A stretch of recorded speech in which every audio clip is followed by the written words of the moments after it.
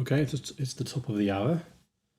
So I'm going to chit chat a bit. So last time when I quit, I said I would probably finish the separation between concrete syntax and abstract syntax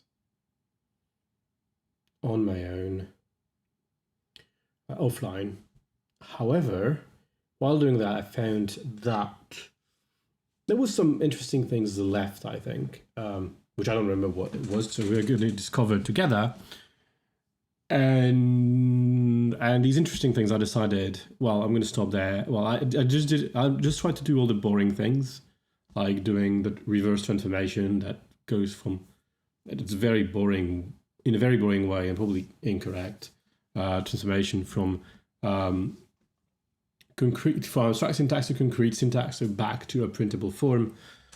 So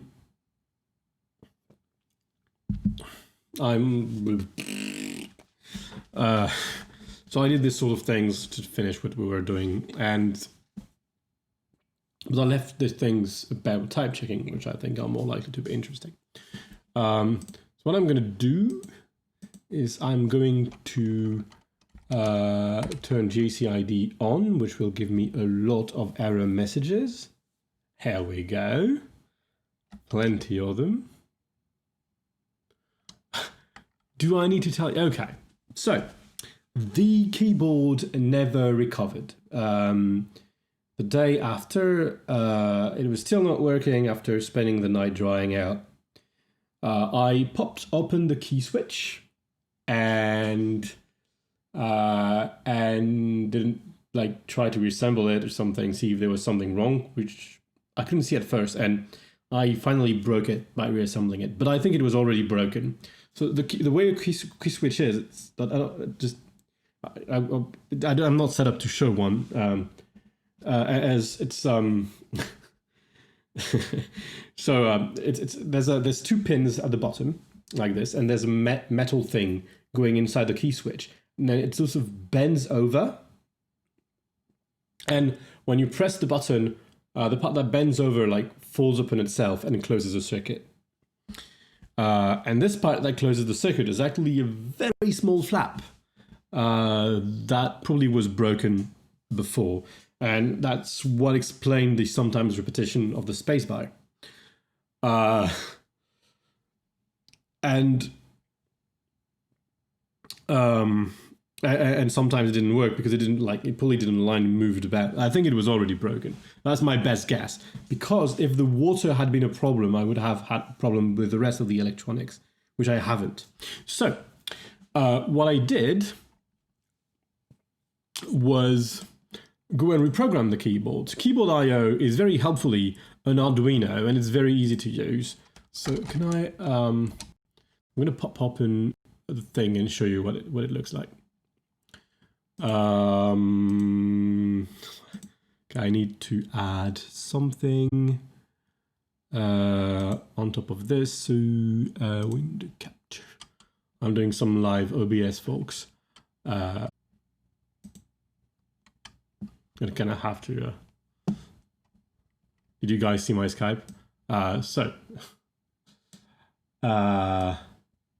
Probably should not do that. There's a studio mode in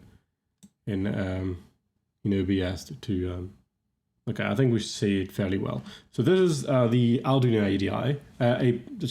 IDE, and in this there's a C file that is the firmware for my Model 1.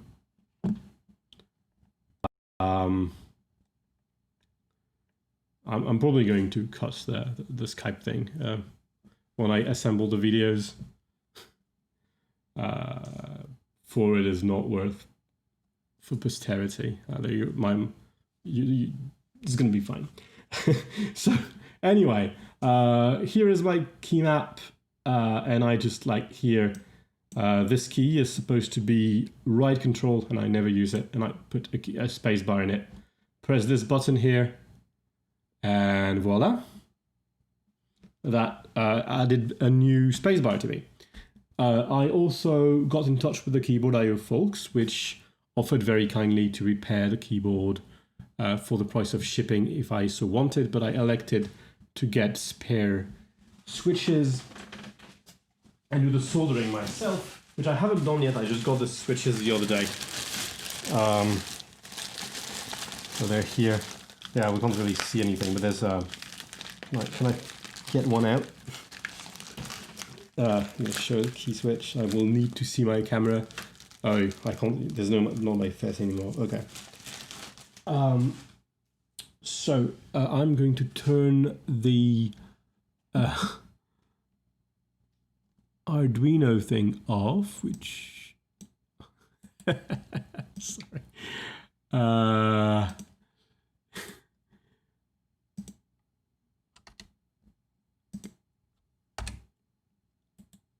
Why can't I turn it off? Okay, I'll just remove it. Okay. Good. So the key switch looks like this. So you can see the 2 pins here that I need to solder inside the board.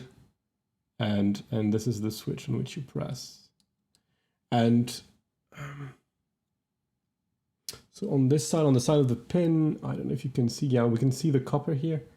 And this is where, so the part that you see on the, I want to say left, I'm not sure. I think I see the same picture as you do. So yeah, it's on the left. You can see there's a part that doesn't go all the way to the bottom. Well, actually that's not true. Well, you can, I don't know how good you can see it, but there's one bit attached to one pin and one bit attached to the other pin. And when you press the button, there's a flap that makes them touch one another. But yeah, the camera autofocus decided that my hand was the thing to focus on. Yeah, something like this. So I got a bunch of these from a shop in Britain. Got them shipped, which took a short while, and I'm going to solder things.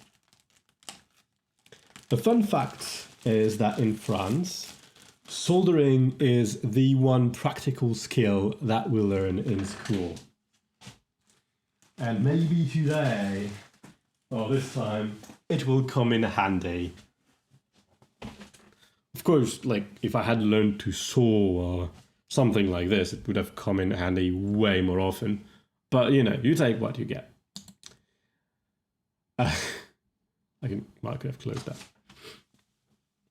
And so, yeah, you do, like, it's very nice that you don't even have to plug the keyboard a different way. It's the normal USB port with which is connected to my computer that is also used to transmit data to the Arduino board in it. It's quite fantastic. After this experience, I'm really not willing to buy a keyboard that is not an Arduino anymore. You know. Anyway, that is the story. So right now I'm using the right control as a space, which makes me bang my thumb quite a bit. So it's not going to last very long, otherwise I'm going to get hurt. But in the meantime, it's been very convenient. So I could took me like less than a half hour to set my to get a working keyboard. After I definitely broke the switch, which, to be honest, is quite fantastic. It's very helpful to be able to do these sort of things. Anywho, should we get back to the programming?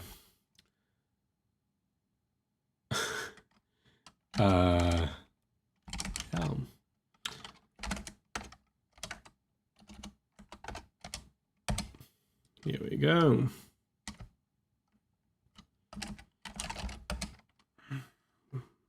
Dante's here, and here we go. So now, well, so if you remember last time, we defined a new turn type here.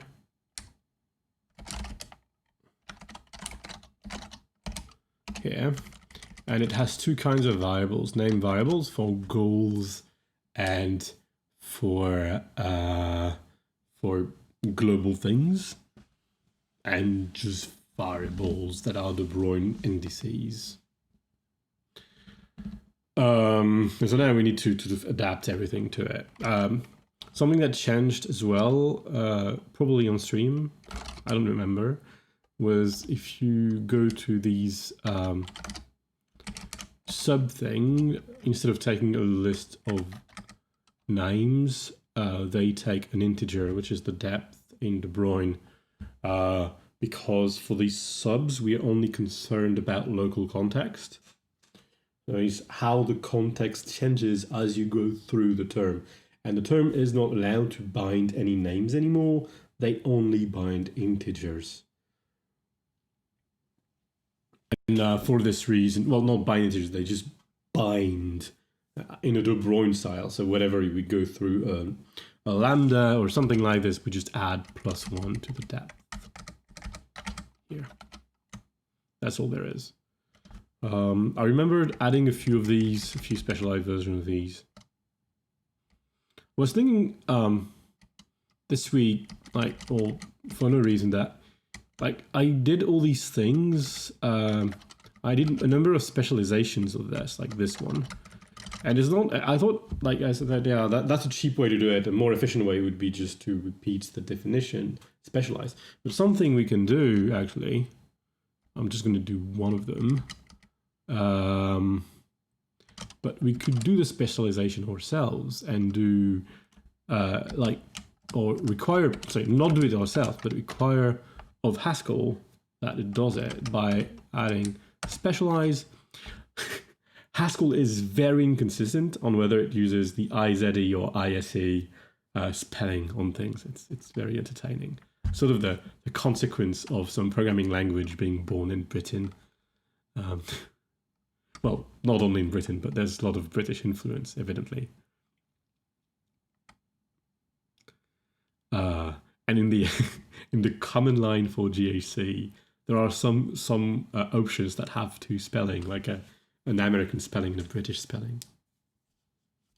Anyway, so we want to say specialize R-type subs underscore. I'm not sure why there's not a subs not underscore. Oh, it's the one with the monoid. That's weird.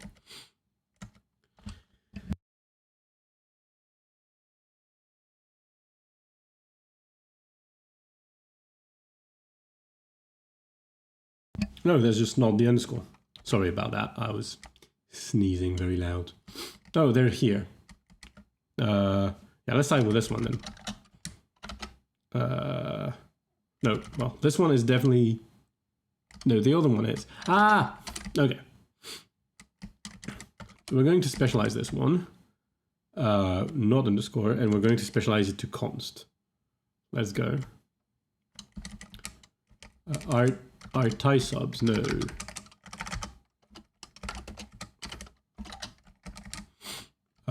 So we can copy this.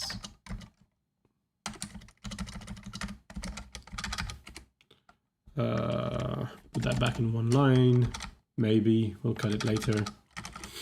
And every time there's const F, we're going to call const A. I could have just searched and replaced, I guess. I'm going to do this because now I'm annoyed. Okay, that's not what it's supposed to do. Okay. F const A. Yes, yes. They didn't complain, and it's just going to make a more efficient version of this. For const, which it can, like... It might happen on its own, actually. Sometimes it does. But just to make sure that specialize happens, you do this. So specialize tends to happen on its own when there's type class stuff happening. So it might have here. Just because GEC tries to get rid of the dictionary here. They try to make this as cheap as possible. So much like in Rust, traits are always the implementation of trait. If you have a trait constraint on a function in Rust, then every time you instantiate it to a specific type or a specific trait, really, the function is going to get duplicated with an instance of these rates, the values for this trait. The traits passed as constraints in Rust are never manipulated as objects. They're always specialized away. Whereas you can take a trait object, as they call it, when you want to take something that has that doesn't actually get specialized.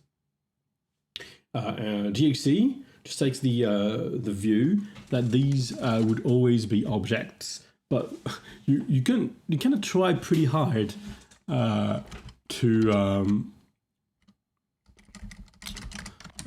make more of them, to try to eliminate them when you can.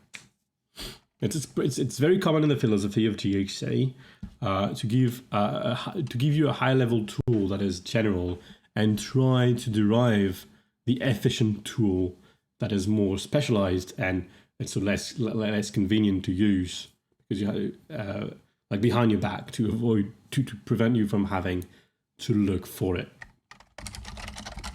or to think about them,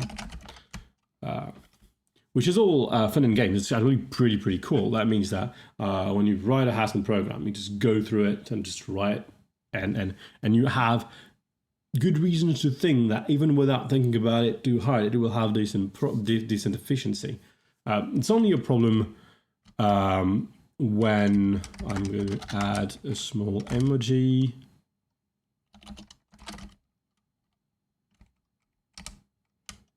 Arrow up.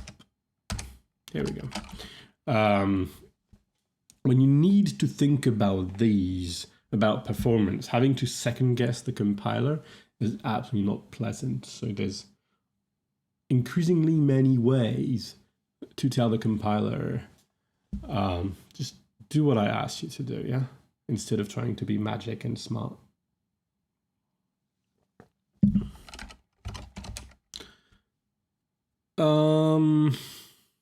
So here we have to duplicate this. There's a mvar. Oh yeah, that's the reason why I wanted to. Okay. Aha. So that's when it starts to be interesting, because this inf context it cannot be just a map of identifier, because it needs an identifier map like this that is built from the outside, and a De Bruyne context. So we're gonna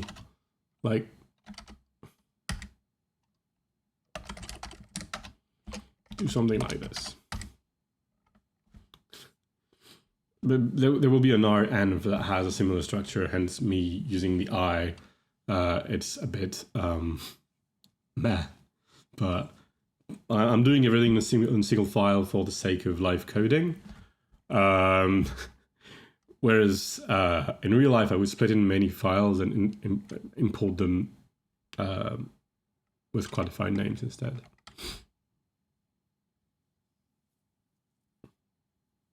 Actually, you know what? I'm gonna because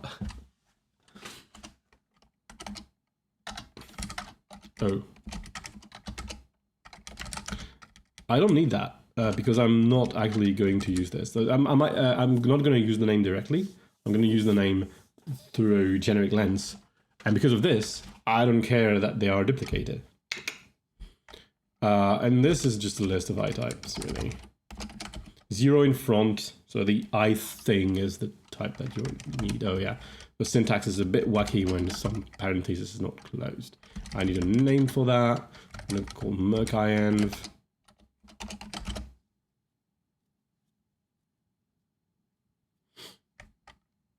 I said type, I want to say data. That's very interesting. I haven't written anything in OCaml for month, maybe a year, and I practically wrote an OCaml type definition out of nowhere. The only thing that was not like OCaml was that this was a comma, not a semicolon. It's weird how old habits come back to you. So now we need to define a bit of things about INV. So here I'm going to have to use the I thing because no qualifiers. Someday we will have local modules for that, but I look at named takes an INV, returns a maybe.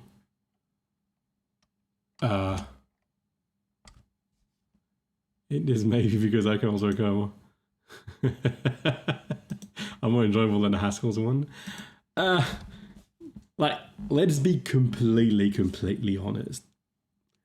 OCaml's records are a tiny bit better than Haskell's records. The main difference between the two is that Haskell people like to complain about records, and I don't know why.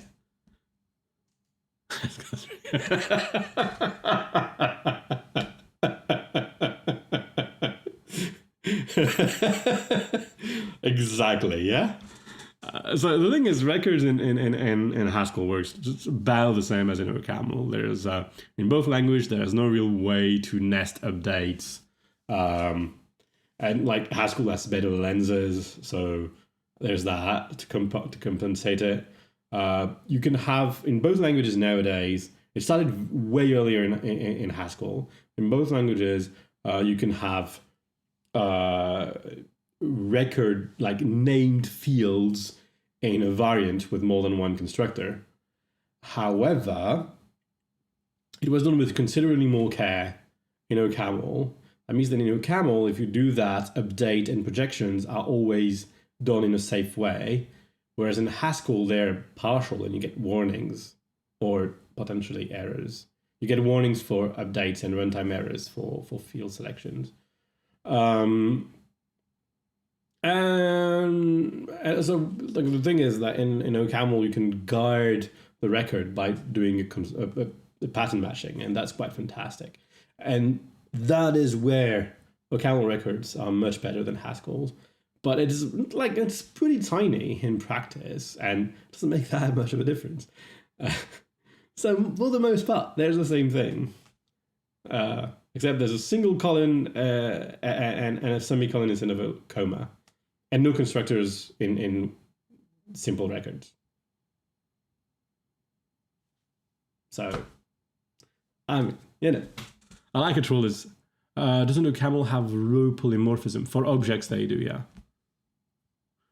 Most of the time you use the row types as phantom types and not to type objects because nobody really need objects in practice. Well, it happens sometimes, it's pretty rare. But having row types as a phantom type is super useful sometimes.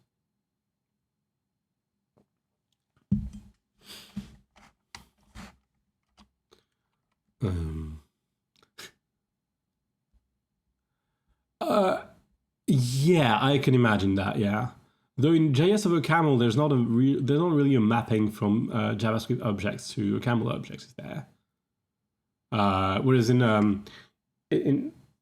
but they might be still typed with a row type. Whereas like in PureScript, like you use this row type thing, and the record for the PureScript records are just interpreted directly as JavaScript object, if I remember correctly. But no, in OCaml, I think. I mean, correct me if I'm wrong. Right. Might. Yeah, right. So, and my one of my favorite use ever of row types in OCaml is that I just use it as a type level record. We had this data type in Coq that had like, I don't remember, 5, 6, 7 parameters.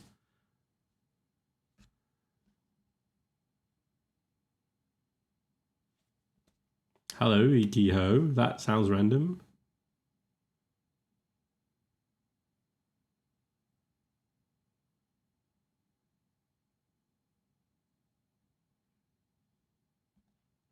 He's looking at himself. Yeah, and so I had like 7 parameters. not himself. This man's father is my father's son. Oh, sorry, oh yeah, sorry, he's looking at his son. Um, sorry, you took me pretty unaware here. Nice to meet you, by the way. So yeah, there was seven parameters in what is effectively a tuple, and that was really unwieldy. And so replacing these 7 parameters with one parameter, which is always an object, row, made this code way better. Maybe we'll try to do a bit of coding and maybe start what I said I would do today. So here we get a maybe I type, and I look up. No worries. I mean, like, these streams are for sharing. Sometimes we can get on tangents and digression. It's perfectly fine. I started late today because of Syriac, where I was, and then forgot to turn my stream on. So maybe I'll try to get a few things done before the end. But like, don't hesitate to ask questions, make jokes, troll. I'm all for it. It's fun. I'm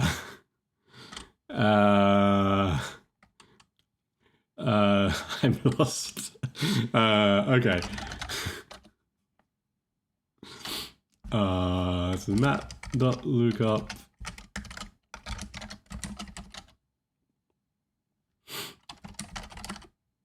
View hash name. I import control lens. Yeah, I used the. Okay, I can do env. I think it's dot named, and that's all.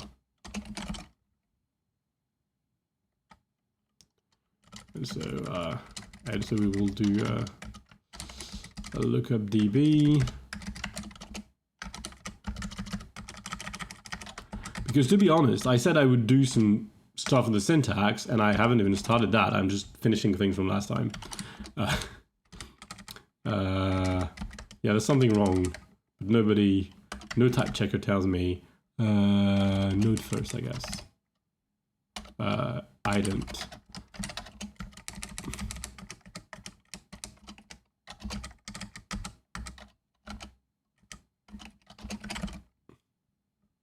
It should have been a type error, actually. That's weird. In here, we take an int, which is the Broin, xenv, and we take nth x env.db.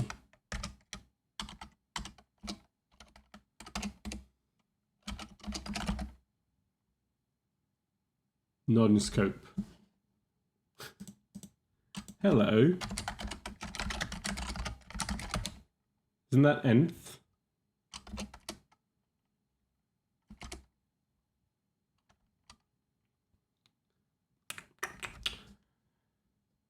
Indexing lists. No, it really isn't.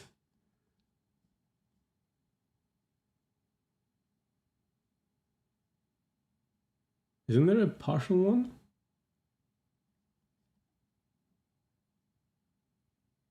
I feel I've done that before in this file.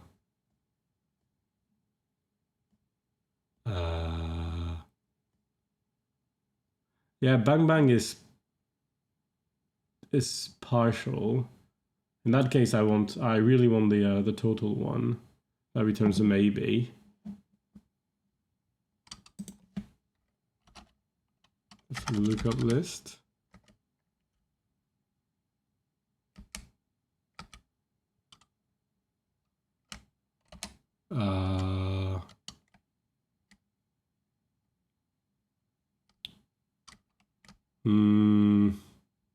I always forget about bang bang, by the way. How do I look for it? I don't remember. I'm sure I've done that before. I remember distinctly looking for the exact same thing, finding bang bang, and say, that's not quite what I want. Maybe I just use I just use a lens, because probably there's a lens. Add maybe in prelude. I don't want to add prelude. Why would I do that?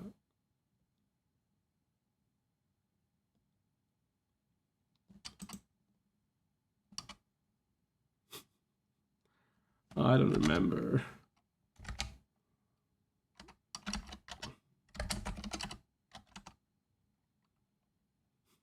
I don't remember anything. Where? What? What am I supposed to do?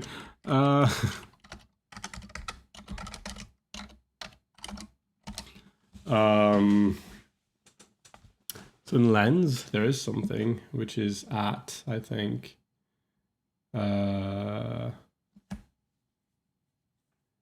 No, it doesn't. Probably doesn't work. IX, yeah, but I think it might not work. They might the index. Maybe it does. Data lens. It's control lens, not lens. Just lens will be enough. So, oh yeah, the at might not work because it's a lens, but maybe the traversable one works. IXed here is IXed. Yeah, it works. Okay, and it's an integer, I suppose. So, yeah, so preview.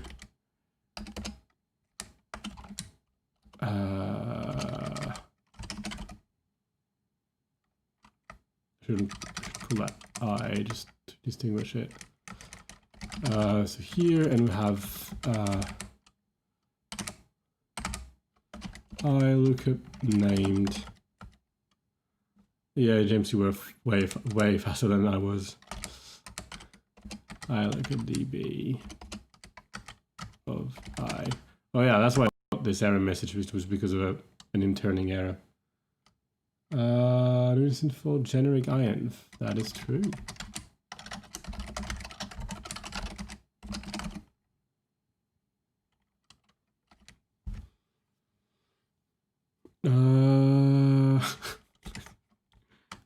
Indeed. I think it was right. I should make them in that order. So here I use like explicit interning to handle the syntax, but probably there's better ways to do this, but I couldn't be bothered.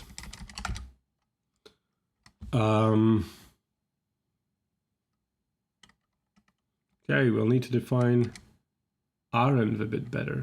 There's currently a new type, but we're going to have to make it a data.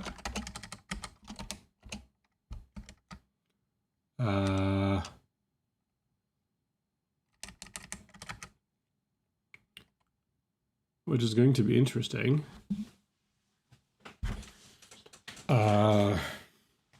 That's named.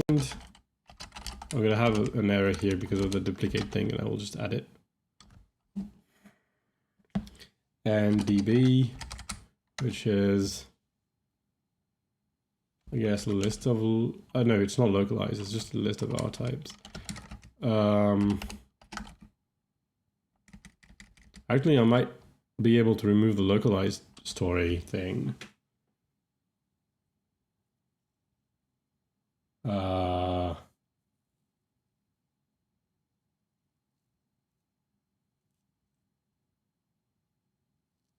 No, maybe not, because I think I consider the names in a goal as being local.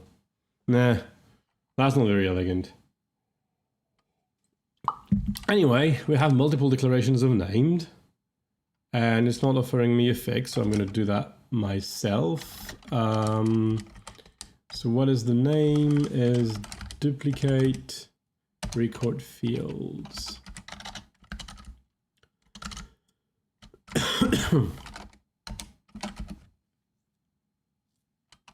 Boom.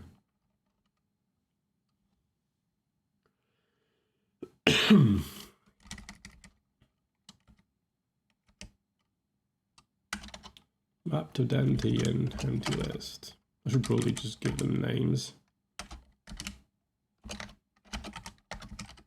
It will be less ugly.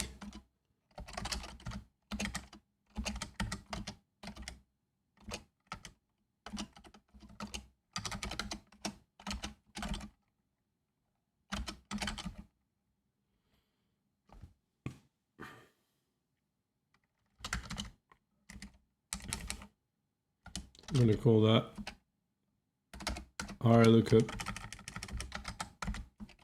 named. So we can still do a map lookup, but we're going to do this in dot hash named. Fantastic. I'm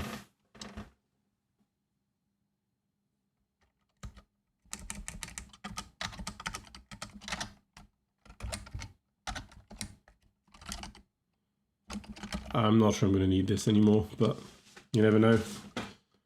There's a lot of the shadowing logic is going to go away. And then I'm going to have printing bugs, but they will just be printing bugs. Add local.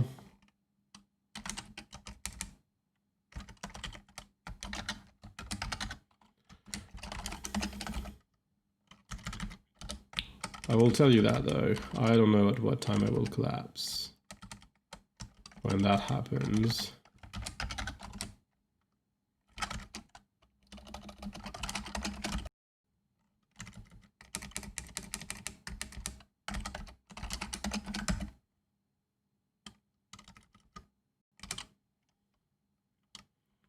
so here we have to be, oops. We have to do a mec-inv. Interesting. Where's this? I don't know. I pressed the button. Name equal db equals, so that's not anv, that is the named. This pushes for a better notation, but whatever. Well, maybe not. There's some transformations. Like I was thinking more sharing, but okay. Env.named, and here we have the DBs, and that is just map of underlying type, underlying I type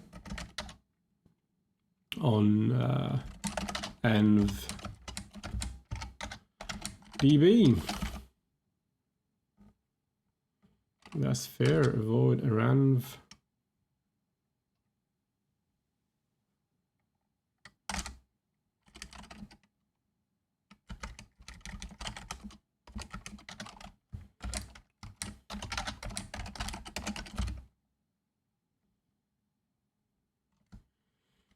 This is not solved as of yet.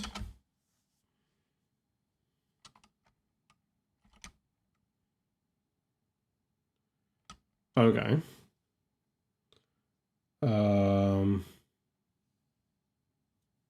I don't have to do this anymore because this is De Bruyne. If I go look at the P for all definition now, see, this is just an annotation, have a type and a preposition, and it just binds +1. Where is my cursor? Here it is. So we can just forget about all of this and just not do the shadowing, not do the thing.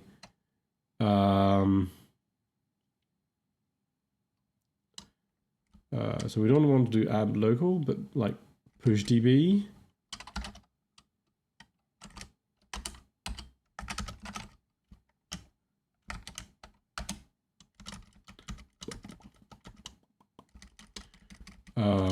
So I'm going to add that here. Let's say push db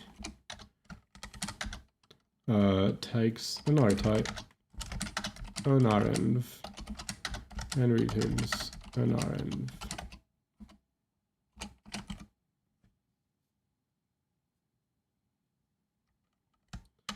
Why does that type check? I'm gonna get type errors there later. Maybe I should fix them right now. It's really wrong. So I take a toll. I haven't put my input method yet. Toll. And an env, and I'm going to say over hashdb. And I'm just going to add tool on top. Yeah.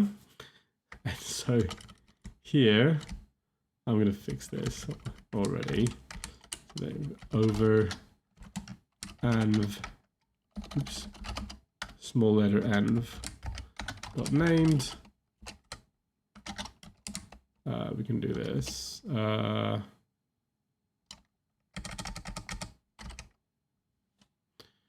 And no, wait, that is not correct. That over just named. I can remove this. This is better. And similarly here, the type is not quite correct. Here we can remove the environment and just do this. Over named.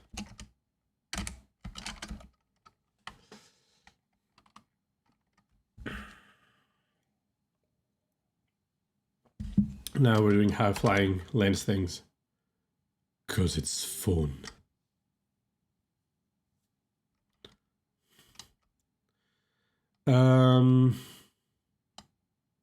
So basically you want to type check the proposition.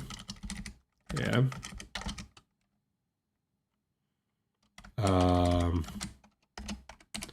And we don't want to do add local, we just want to do push db. Forget about this name. And here we go. And I think that's all. Boom. That's much easier. Aha.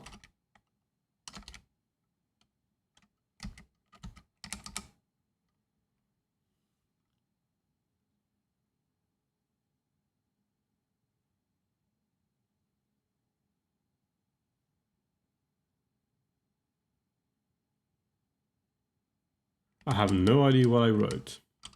I'll have to think about it.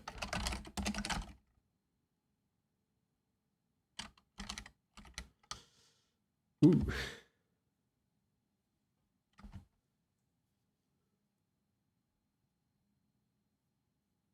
Ah, yes. Yes. So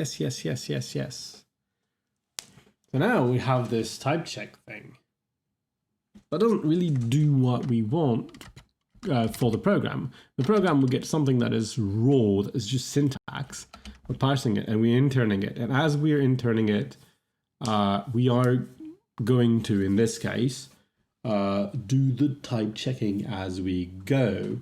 Another possibility would be to take the program, type check it, intern it entirely, and type check the intern program, which works just as well and could be better if you want to have some sort of circular definition. Which for now, we don't. It's just fully linear. But then you have to consider what it means to intern a tactic, which is my thought. Not going to do this. Tactics are immediately interned as a tactic and not as a concrete abstract syntax, which is probably bad, but for the time being, it's going to make my life easier. So what I'm going to do is type check proposition at the very least. We'll get type check proposition prime takes an renv. Yeah, the name is very original. A concrete.prop.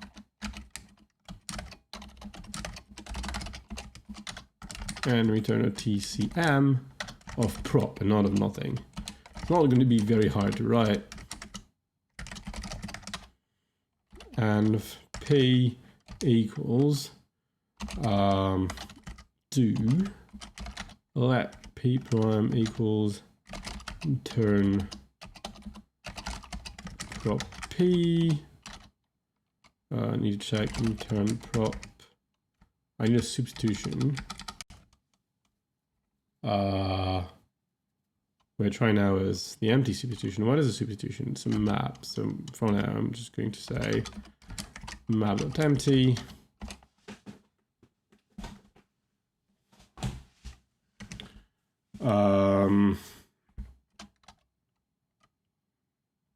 And then I do, well, I can just do type check proposition p prime and return p prime. Doesn't work. There's another type check proposition prime because I wrote that already. I don't remember when, but I already needed this. Okay, not only is it duplicate definition, it's exactly the same definition as far as I can tell. Except I used this intern prop prime that didn't need map empty, which I forgot I had. But the other one is actually a bit like somewhat better rest. Anywho. Type check proposition prime.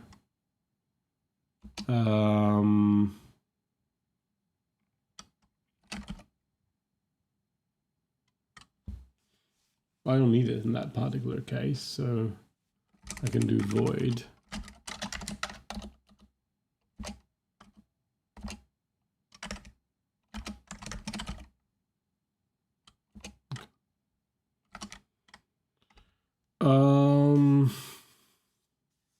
Okay, what's happening? Oh no, I actually need the P. Okay, sorry. I don't need void. But now, apparently run TCM prime is annoyed with me. Because I need run TCM not prime. And run TCM not prime returns the proposition first. So now I can do P prime here. And insert P prime here. Boom. Boom. Okay. The bestest, yeah. The most bestest of them all. That's what it is.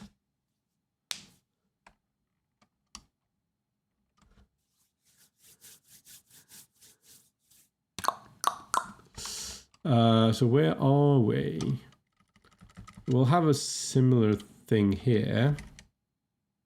Except, as I do, so we do P prime here. Emit P prime and type check proposition prime. Boom. Oh, actually we need to return it as well. P prime, run TCM not prime, P prime here again. And here we are going to go and add P prime here. Boom again. Isn't that fantastic? Right. That's exactly why type check proposition prime has been created for.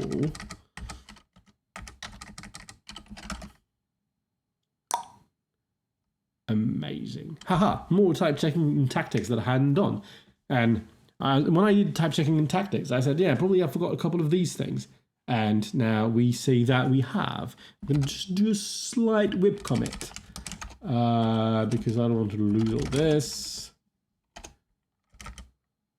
The bestest. The most bestest Git history here.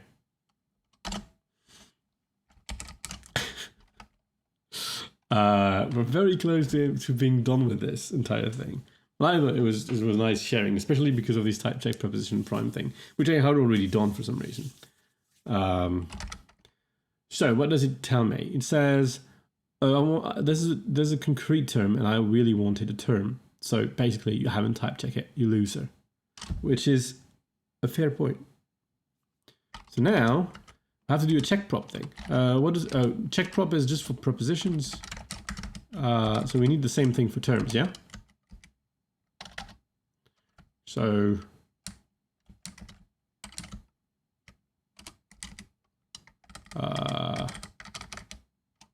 or we don't care about prepositions, we do check.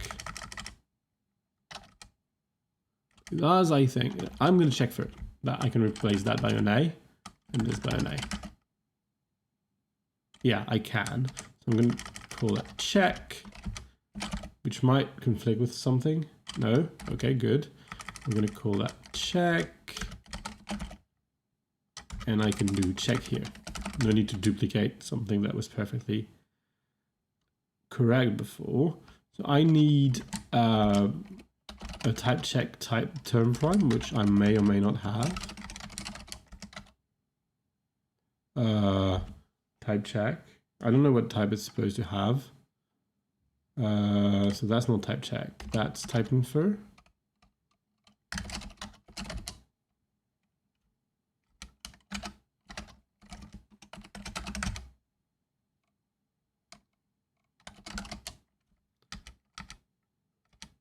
Type check refinement term. That's fairly verbose.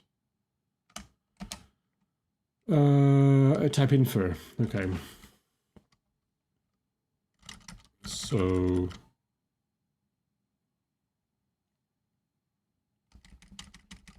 in this case, that's sort of what we want. Now to think about this, I probably not quite correct, because that lets me pass I mean, type checks the term, doesn't verify it has the right term.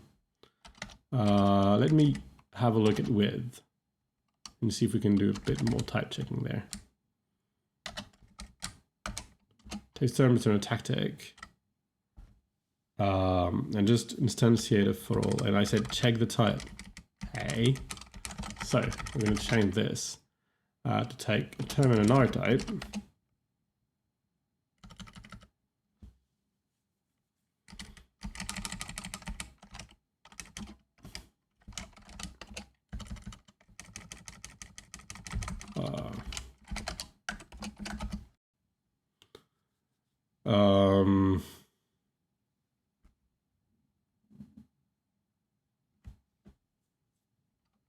Yeah, for now I'm going to ignore it.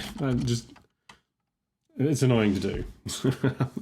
I'm gonna ignore it. So I'm gonna ignore both the segmento.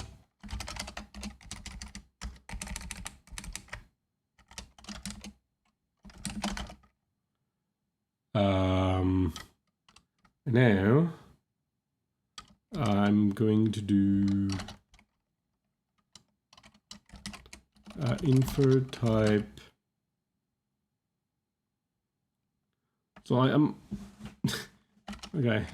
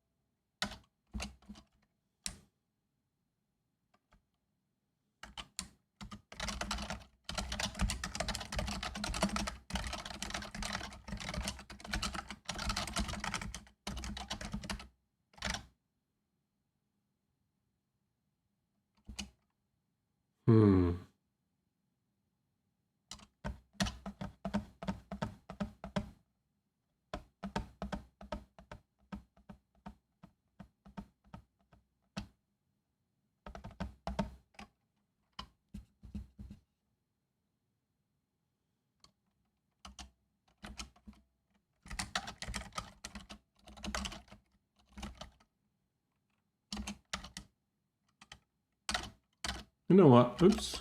What happened? It's not the right term. It shouldn't take a type. It should just check that the type is something. So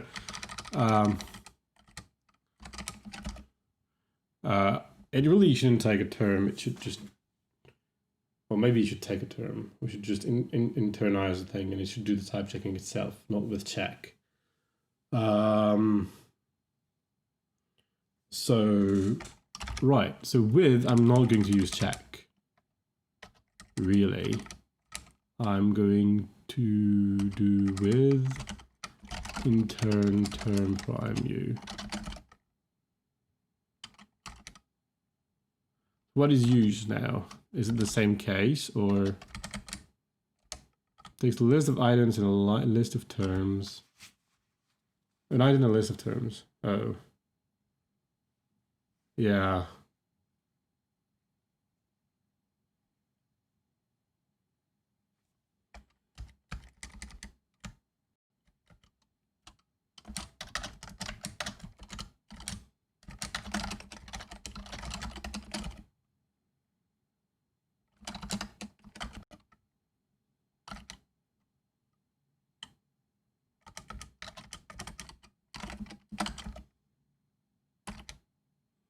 And so,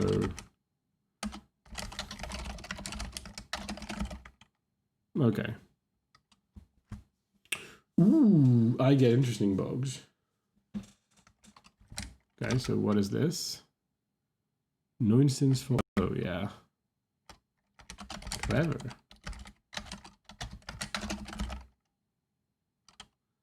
Sometimes this is very impressive.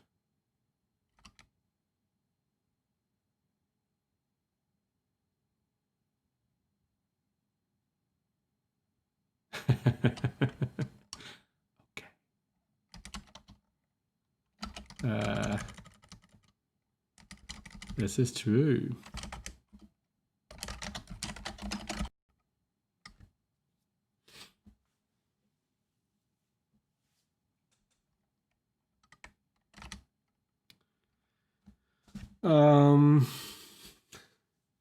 Okay, what's happening here?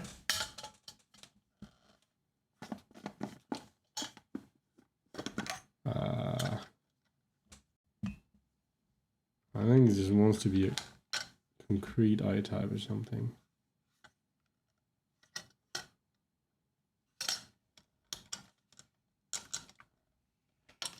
I'm just going to extern it.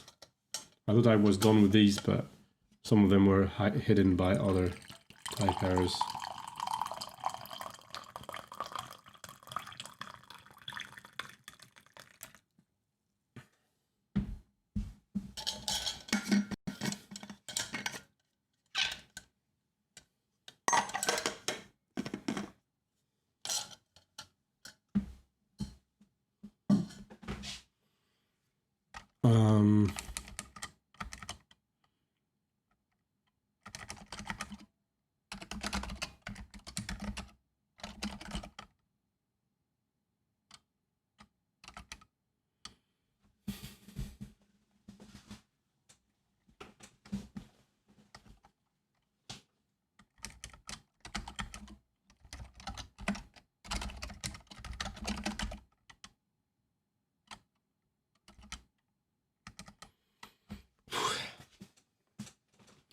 I'm feeling extremely tired.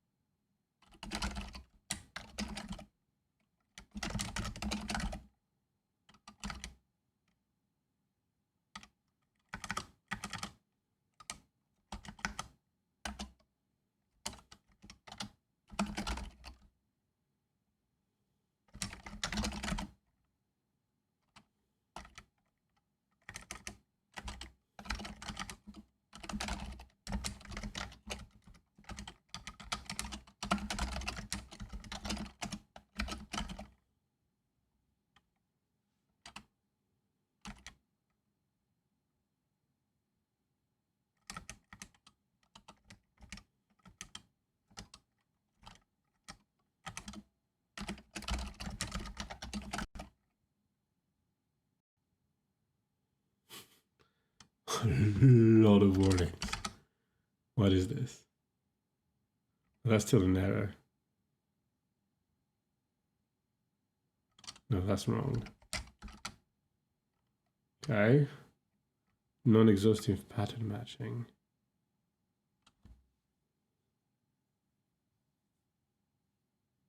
concrete.app.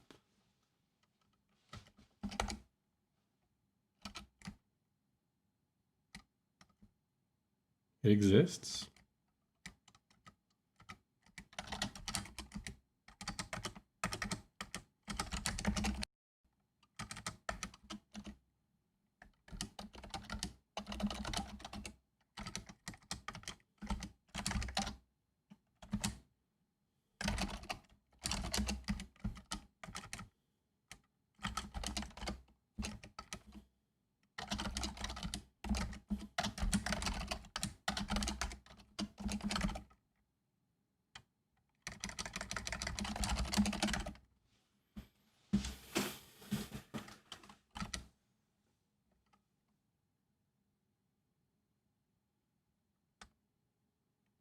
I forgot app everywhere, basically.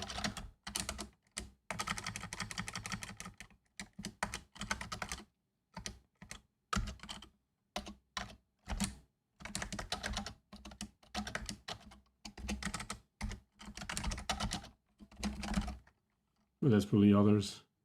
Oh yeah.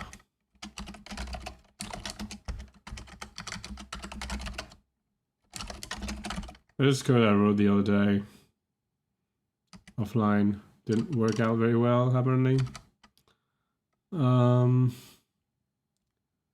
Patterns are not matched. Envar. This is fair.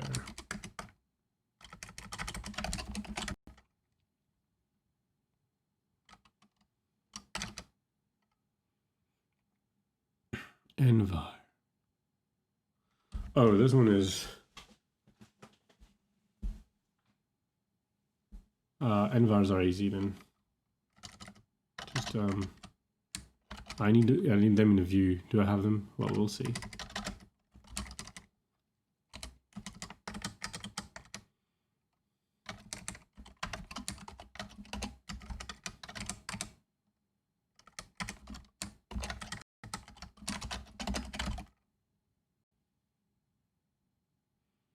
It does. Define but not used. Why? Enough. It's not useful for this at all. That's the same.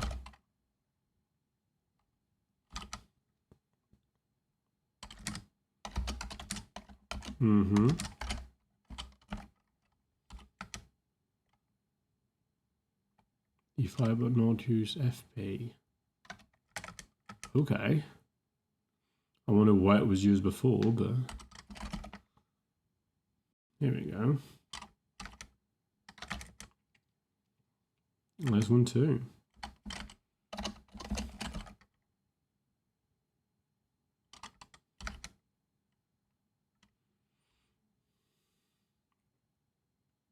var is missing here. That is interesting.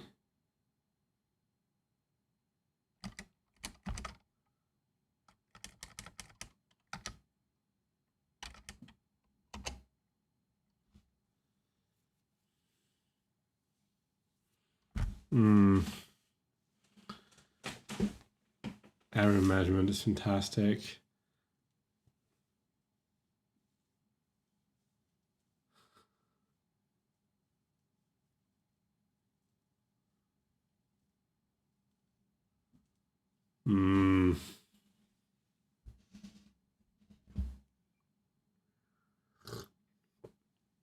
So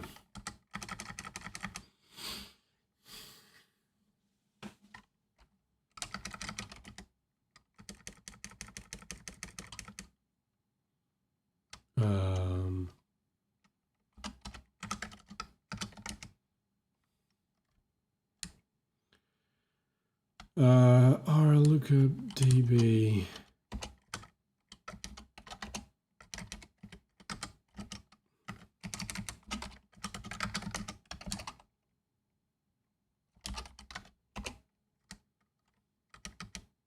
I wonder why that was working at all. So that won't have the right type.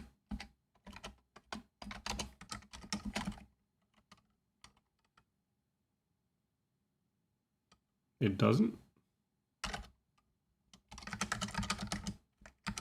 Hmm.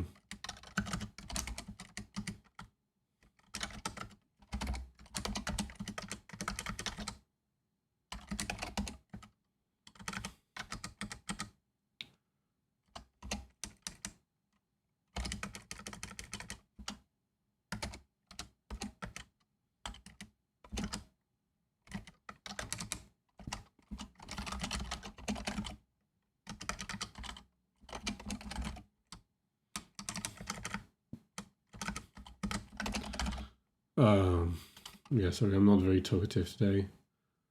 I could match R-type with localized R-type, yeah, because it's not localized here.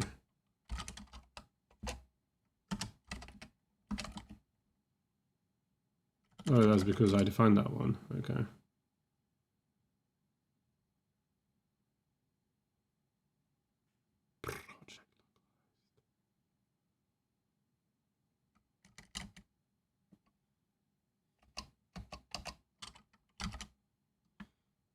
So this one, I'm going to leave it as bang, which is a bit meh, but whatever. It's there. From just, I think, is the partial function that I need.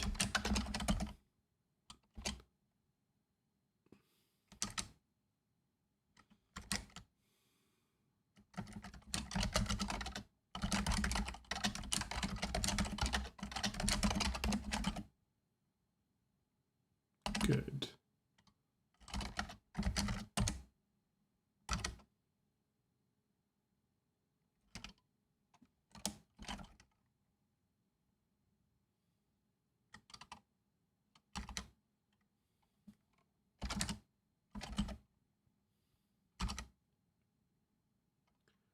Shadows and existing binding. This one? Oh well.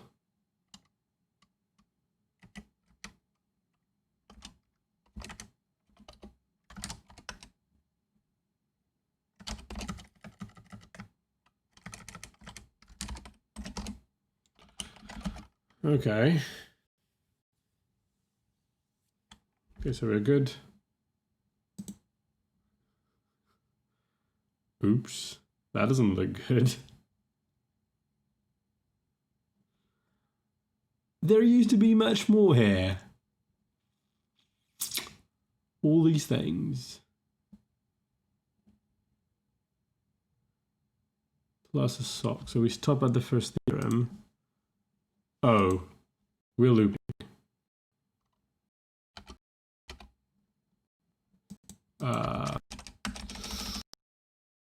Oops. I don't know if I'm still on because my Emacs is taking all my GC is taking all my power. Let me how do I do this?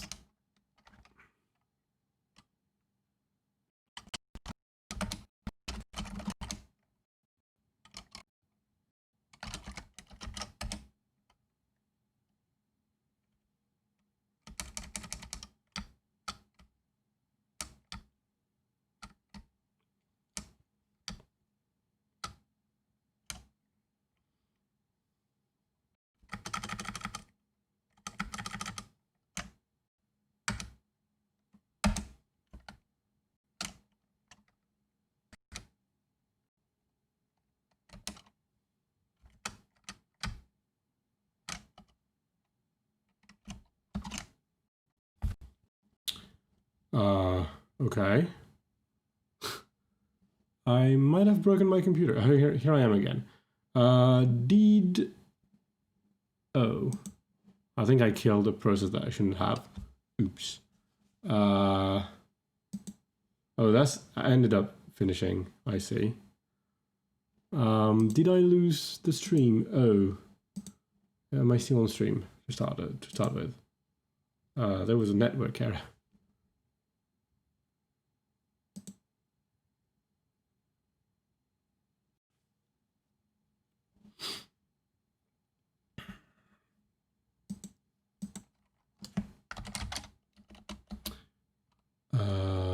still written as live.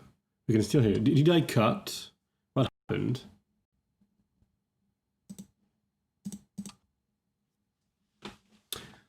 So we have a bug. And that is going to be very annoying to debug.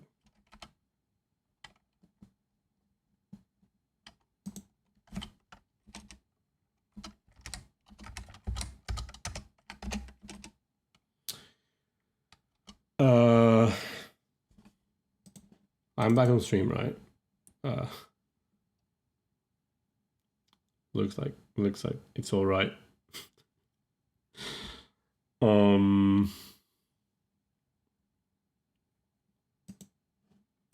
It's all fair. Now I'm going to have to do some guesswork here, because live. Actually, we're not going to do some guesswork just now. I'm going to take a break, think about something else for a second, and we'll go there. Now that I know more or less what to do with quotients, as I talked last time, there are two big challenges that are left, I think. There's things that I really don't know how to deal with. Big challenges. The first one of these challenges is abstracting over types. How do I say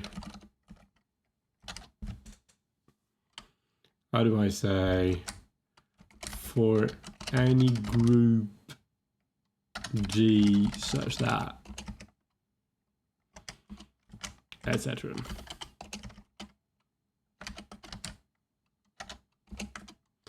Oh, the basic intuition, the basic sort of the most basic idea would be to add a universe type.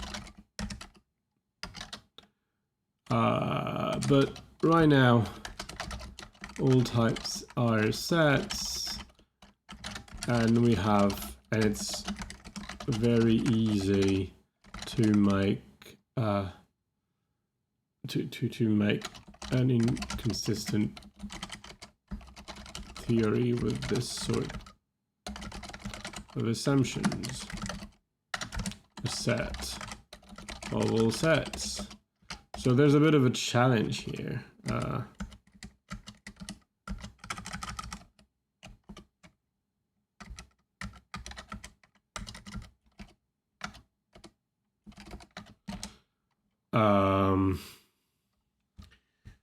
I don't really know how to do this. And I don't know how convenient it ought to be, because like if we go and do this universe thing, like a classifier of objects, as it were, then we would have a syntax for types that would be terms, and we need a way to reflect them as types so that we can talk about the types of things at these values. And then there's like two syntaxes for types, the one in the types and the one in the universe, and yada yada. There's like this bunch of work. Also, like being able to reflect the type from the terms from the universe to the type is a bit of dependent type shenanigans that I was trying to avoid for simplicity. As I already said on this stream, one of the great advantages of dependent types is like full-blown CIC, is that all in all, there's very few ingredients that make everything work. They're not necessarily easy. Like if you do CAC with the universes and you have a universe hierarchy, have to deal with size, this is typically very, very hard. It's hard to get right without being too annoying. If you want to have a bit of, universe polymorphism, if you need definition in a universe can be shifted to another universe, otherwise you get to duplicate a lot of code. And doing universe polymorphism correctly is actually pretty tricky. The thing is, it can be really, really, really slow. It's algorithmically complicated. can be like, it's a lot of complex constraint solving it ends up being. So that's one of the difficulty. So in our case, we don't have this magic type theory thing where everything has already been worked out. So instead of that, we need to find our own way into quantifying over big things and like over types. And if I can't quantify over types, then I think that I can't prove many things. I can basically prove the analysis and arithmetics. So arithmetics analysis, some basic algebra inside the theory of one thing. Being able to abstract over objects sounds like something that is worthwhile a goal, but I don't really know how to get there, which is something that I've sort of put at thinking about much for the time being. Now, the other thing is totality.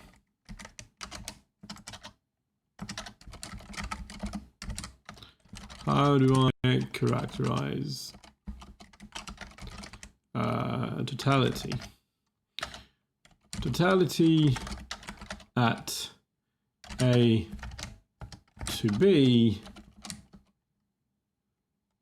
is fairly easy.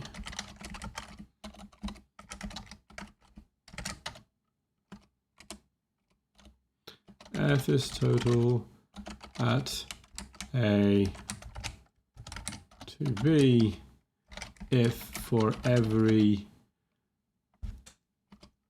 x total at A, f of x is total at B. But,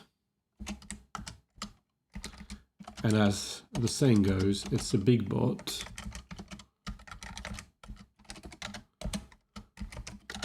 But how do I define total at n? Like 0 is total at n, and 1 is total at n, and like 2 and 3 and 4, and a bunch of other things like this. But as you might see here, it's very crucial that we consider as total at n values that reduce to it, like from a reducibility point of view. Reducibility, yeah, we would like to characterize internally the double orthogonal of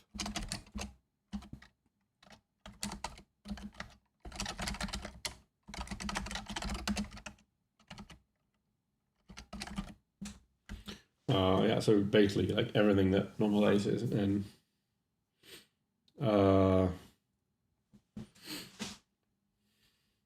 I feel that maybe like poking around Krivine realizability could help with this, but I'm not sure. To be fair, that's only one of the questions. Other question is, should we make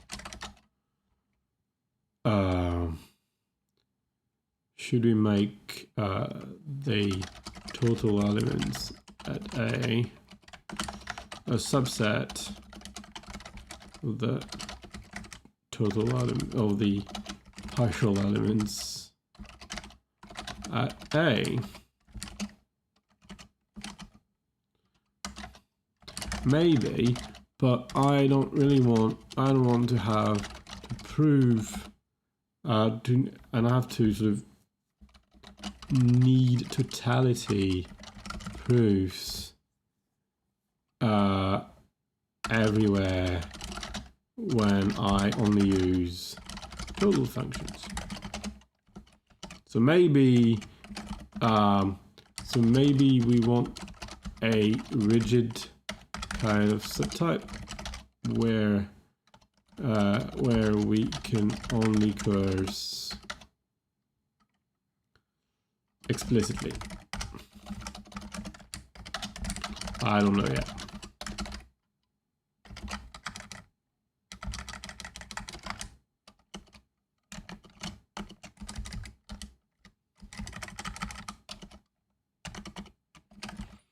So these are the two big challenges that I see in the future. Totality is probably easier. I have some ideas how to tackle this. One of them is sleeping, obviously. So is totality reflected in the language? Right now, I just assume that everything is total, but like if you don't assume that everything is total, maths are a bit wonky, yeah. It comes very, very quickly if you take a partial function f and you apply things, comparing things, you have the sort of ordering between partial things have much less nice maths than total things. And like, it doesn't mean that they don't have good math. It's just like usually what you have is total, and what you have is what you have is total, and just doing total things by default is the right way to go. Now, the questions, I need to loop back several times to it to answer it fully. My idea is that we will eventually have definitions, and like a definition of something, like something that has the intrinsic type a to b would be an arbitrary partial function that we can use general recursion. Instead of like in total languages, like COP, like Agda, and a bunch of others, you have this sort of baked-in rule that proves totality. If totality is not obvious to the language, like there's not this syntactic or semantic, but anyway decidable criterion that is used by language to say yes, this is evidently total, then you would have to add arguments that the computer will compute with in order to prove totality. So it might be another integer, and maybe this integer you compute from something else, but you will do this interaction, so that it's sometimes called a measure. So you have this sort of obviously decreasing integer. You count one every time, or maybe it's just fuel. So you say, okay, I've got this algorithm. It's not necessarily total, but I'm gonna do like 2 million steps of it instead of just running it until it ends. Or you could use an accessibility predicate, which is one of these propositions that is considered a singleton and you can compute over. The risk of that is that propositions, if they're not, like, people treat propositions as if they're irrelevant, and so if you can't compute on propositions, you can put whatever in them. Just the proof is whatever. It doesn't affect efficiency. That's also why most proofs in Coq and in QED makes them opaque and make the language unable to unfold them and compute in them, because that really would be absolutely awful to do. The consequence of this is that accessibility predicates, you have to be a bit careful about them because they can hide actual proofs. But even if they were not in prop, and that would be fine, but still you have to add this extra argument to make it evident. And in the same spirit as I use subtypes, I cast into subtypes by a side condition, I want to cast to prove totality as a side condition, rather than having a syntactic criterion that I have to validate. This way, so the definition language that I will use will be sort of a somewhat arbitrary programming language, like a normal programming language that doesn't have to care about proofs, that doesn't have to care about like the evaluation of non-closed terms. Or maybe the compiler does, but that's another problem. It's a normal programming language that doesn't have to talk about totality. They don't have any of this. Imagine that it's an ML-like language. It's a normal language. It has a fixed point, recursive things, and so intrinsically, a fixed point is a partial function. So the language is Turing complete. It has all partial functions from nat to nat. Well, Turing, like all computable partial functions from nat to nat. That would be the idea. And then if I want to say this is a function from nat to nat with my type of total functions in the language, then I would have to prove totality. Most of the time, if I don't use a fixed point, it can just be deduced from the subparts. But when there's a fixed point or something generally partial in my function, then I have to prove it again. Or I can just declare my function as partial and do the partial function maths on it. I don't know whether it seems natural to have a special partial arrow in our language, whereas most of the time in mathematics you would just say that this arrow is the Claesley arrow in the category of the partiality monad, which you can define as the set of the partiality monads take the type A to the set of like subsingletons of A, basically. Like what is it? So it takes A to a predicate over A that has to the set of predicates over A that have at most one inhabitant. That would be your partiality monad. You can define that in any topos. And so you can, and this partiality monad just gives you the type of partial functions as A arrow partial of B. And of course, I'm saying this, but there's a little twist, which is that functions can be partials in two ways. So the real type of partial functions would be partial A to partial parenthesis A to partial B, because the function itself might not be, because A to partial B is a total element in the set of partial functions. But this characterization works either way. This one is f is total at A to B if x is total A, and f is for x is total A, fx is total B. So for us, total at means of type something, really. But the difficulty will be to define what it means to be total at type n within the language. Externally to the language, if you do meta theory of programming languages, it's fairly easy. You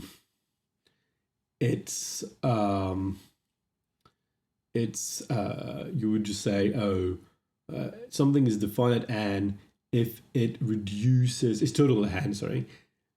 How do I define? Oh dear. Hello. Oh yeah. I'm sorry. I'm very tired. So something is total at n if it reduces, probably weakly. So if it has a reductions, or weakly or strongly, depending on the detail of the language, but it reduces. There's a reduction chain from my term to one of the concrete natural numbers, which again is probably the same as, like, if you define your orthogonal relation properly, will be the same as the double orthogonal of the values of natural numbers. I think it's a general thing in call by push value, where if you want to give it like reducibility type semantics or even realizability semantics, If you have a positive value, so something that has a that is defined by this creation form, is like if you have a pair of A and B and call by push value, it is a pair. It's not a term that reduces to a pair. So when you define the semantics of the shift of the pairs, though, you say it's the double orthogonal of the type of pairs or something like this. Like one of these types is just like this. The double orthogonal is, I think, in call by push value is reflected by changes in types. Maybe it's the double shift. So you to make a value that happens to contain a computation that reduces to some to a value of a positive, of like fully positive types. So you have this double orthogonal thing. I'm not sure about the details, and I guess it might be very abstract right now for many of you listening if you haven't done any reducibility proofs before. But the point being that this is a well understood thing as meta theory, but somehow I have to internalize that meta theory a bit to be able to express totality. Whereas in mathematics, you usually start with total things, and you define partial in it with the partiality monad that I defined earlier, for instance. Here, my sort of baseline is partiality, and I want to carve out the word of total things. And I'm not completely sure how to do this, but this sounds like, in a way, much more self-contained problem, like much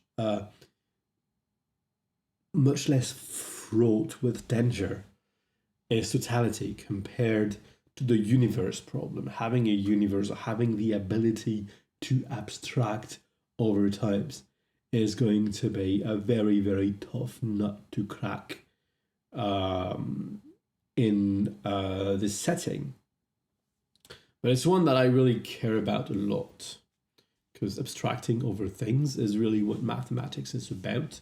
If we can't do that, then, well, we'll just have made a sad, sad proof assistant. I'm saying that, but like people in Isabelle that have way less abilities to abstract over things, like in Isabelle Hall, or the Hall in general, seem to manage to do difficult algebraic things, and I don't know how to do this. So maybe I should just study that. I might have known at some point, but if I have, I have completely forgotten since. So maybe I should just study some Hall proofs.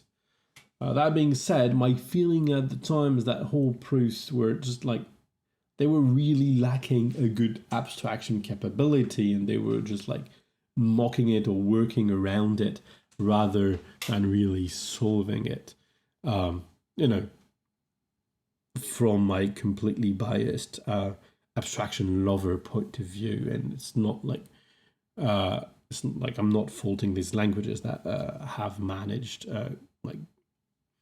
like Holite and Isabelle Hall have some very, very cool proofs to their credit. And like I think like SEL4 is proved in Isabelle Hall, I think, and that's an entire computer kernel. It's just mind-boggling.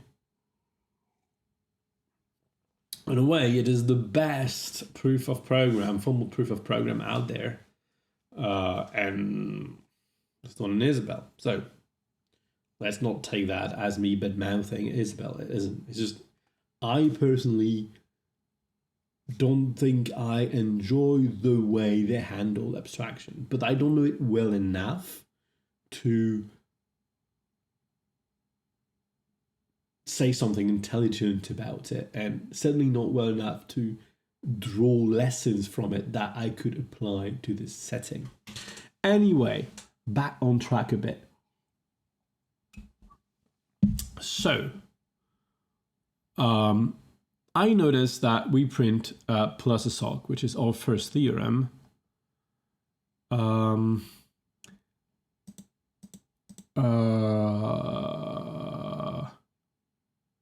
Let's see. Do I have timeout installed?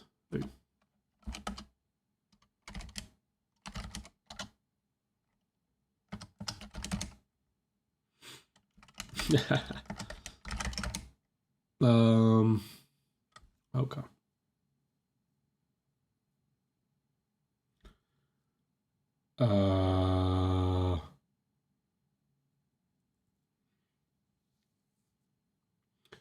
So we're going to say, so the duration is in seconds. Oh, I can write the unit. That's great. Timeout 5 second GICID. Maybe it's too short. It's gonna, yeah, it's a bit too short. Let's say 10 seconds. I don't know what it needs to rebuild everything, so it's a bit right. So here we have the theorem, and I hope my picture didn't disappear from the stream. Actually, OBS says I've dropped 0 frame, which I found quite fascinating, considering my computer was locking completely. Apparently, OBS was still managing, I think. Remarkable.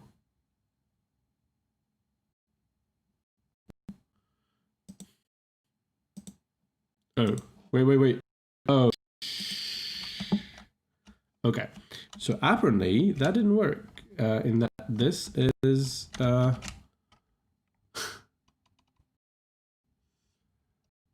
HTOP. Okay, so it didn't kill the GC program for some reason.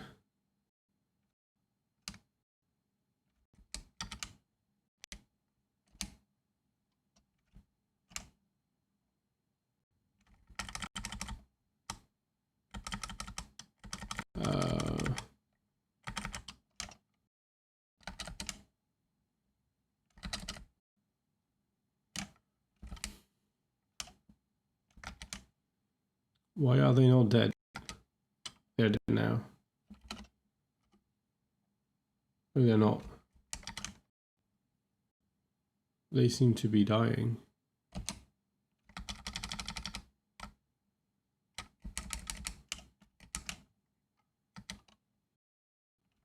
Is that worse than sick term?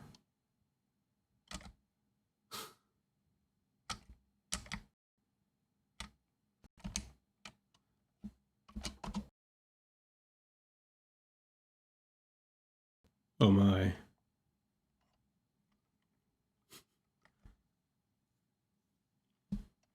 So timeout didn't seem to have helped us all that much. I don't know if you can still hear me. Oh my God.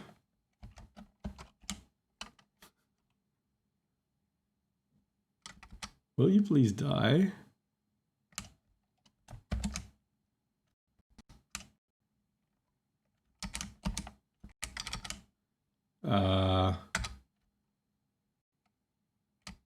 Where is sick kill? Here, 9. Oh yeah, sick kill is much more radical, it seems.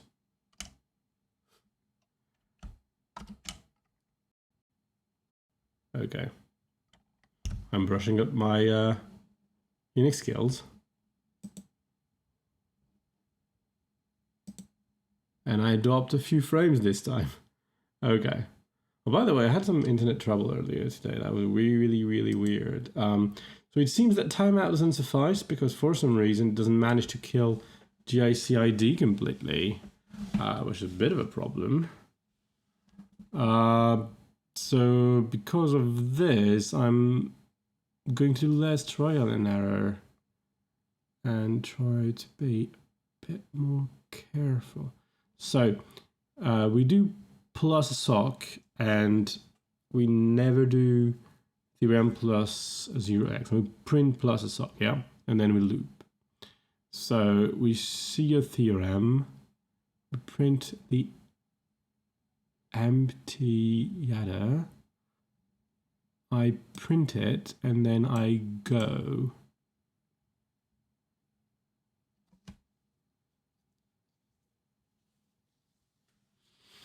I could be looping while evaluating my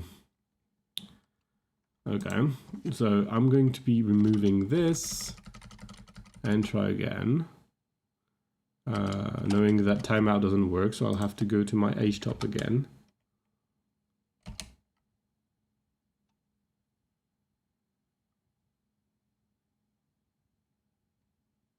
Wow. Definitely there is a bug. Let me kill GHC again. It's taking 97% of my CPU right now. I want you to kill.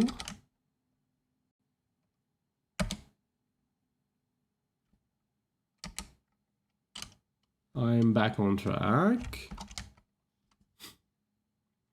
This is very manual. So we want to start what I had planned, I think, because we're going to do some debugging. So it is not the tactics of plus sock that pose a problem. It is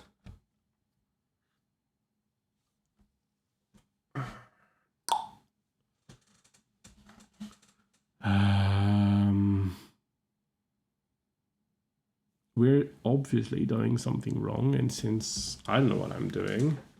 Oh wait, I'm wrong. We first put the theorem.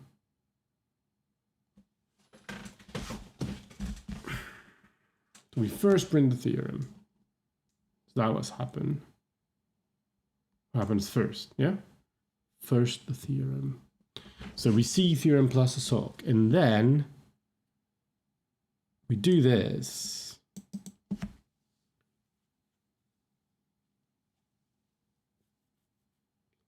Globals around.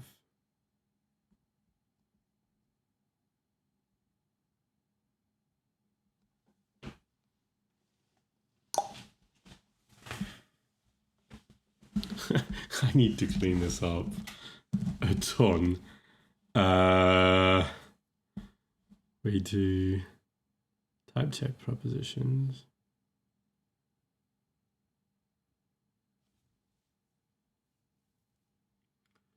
So in the debug trace department, what do I have? Well, actually, I'm in Nayamona, right? So I could just print manually, no debug trace things.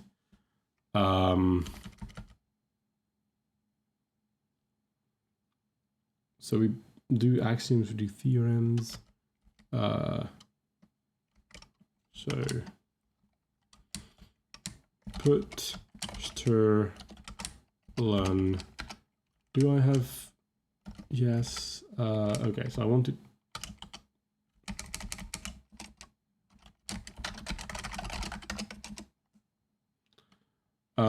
So okay. Prudstolin starting theorem. Prudstolin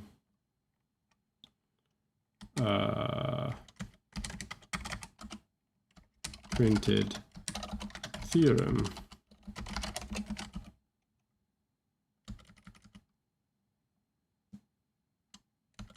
Well, actually,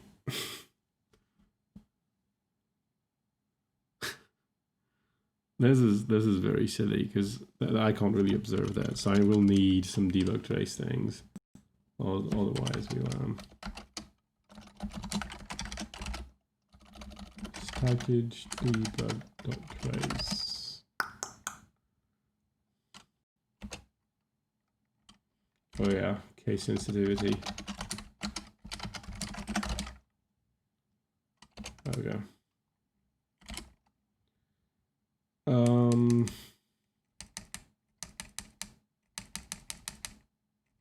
Trace.io.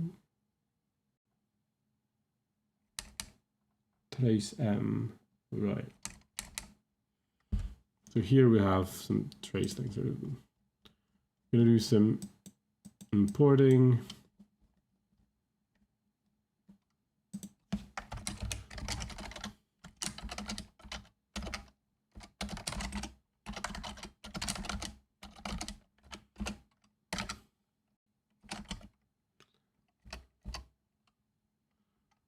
So here we're going to do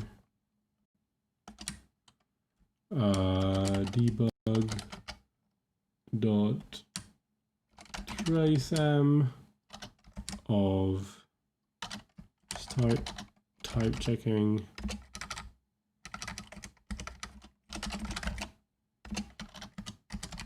and here we can say done type checking.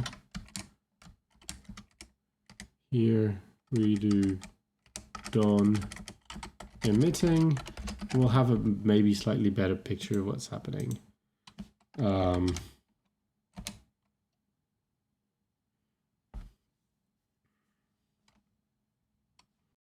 We're done emitting, so it's later than this. I need to go kill this thing again. Here it is. Please, please die.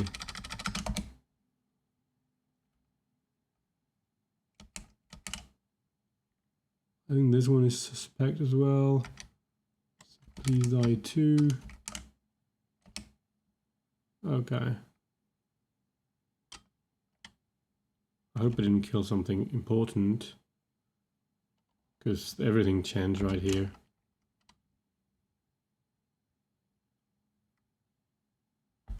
I think it's fine. Okay. So we're done emitting. Well, this entire thing is correct.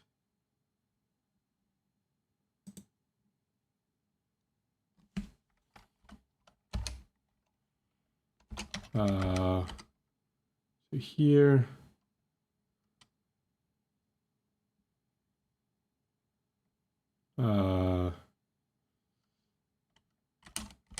So we can do here, we can do how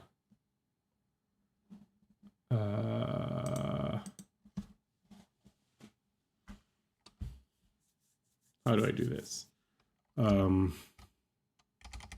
can't really do anything here. I can do something here.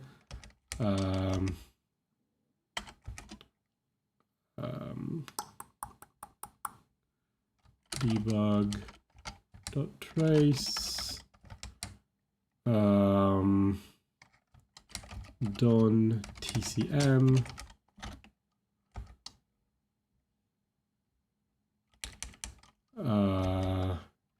here we can put debug.traceM. Oh, that is very, very much fun.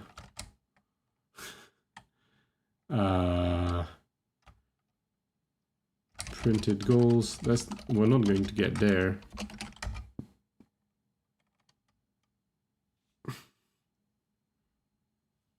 Maybe the apply mtag thing might be buggy. I don't know.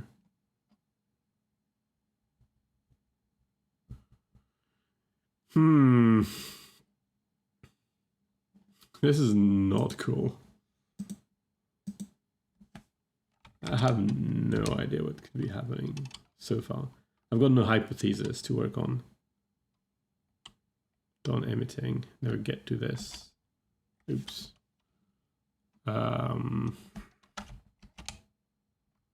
Kill more things. Two of these is very interesting. Oh yeah, but one kills the others. Okay. If I press the right one. Gosh.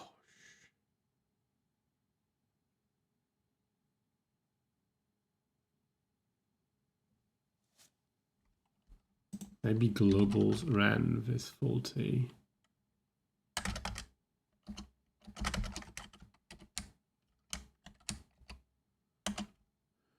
well, we've done it before. I didn't seem to be wrong, and it's very simple. That's called loop. It doesn't have a variable to loop on. So at worst, it gives me nothing. Now, got an environment of the right type. Good tenv, bunch of tactics.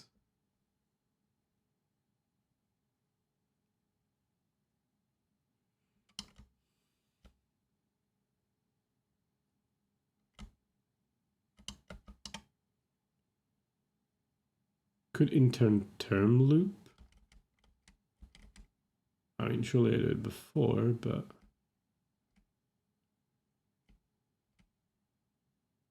well, no, I said it was not my tactics. Yeah, if I remove the tactics, it should have exactly the same behavior. But we'll check again, painstakingly.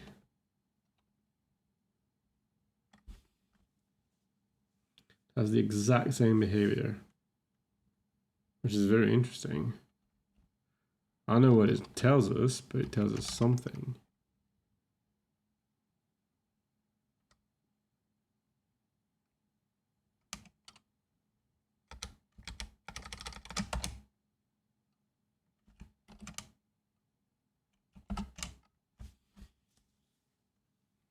Huh. This is not the most exciting stream ever, but we see some fun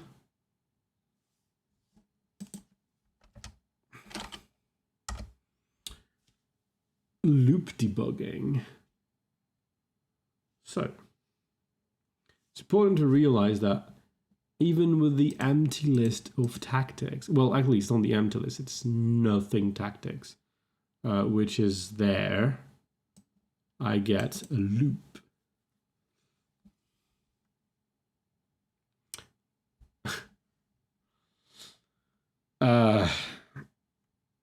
Which honestly is weird.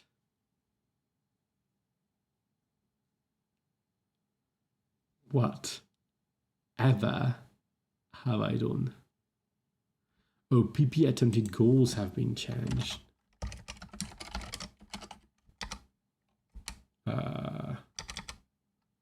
Not that one, but this one. Did it change?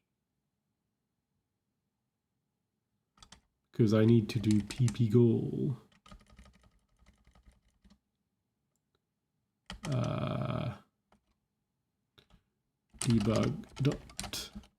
Debug.trace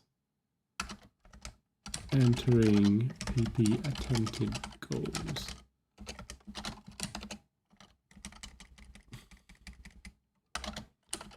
Debug trace entering PP attempted goal singular.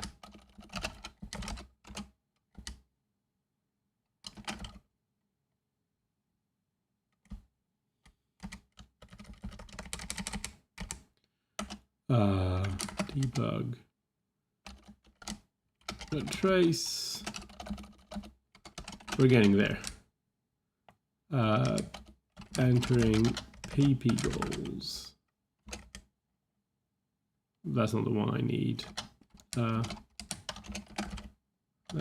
one I want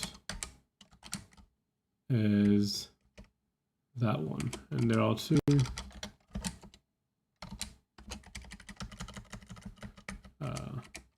That's going to be the two though.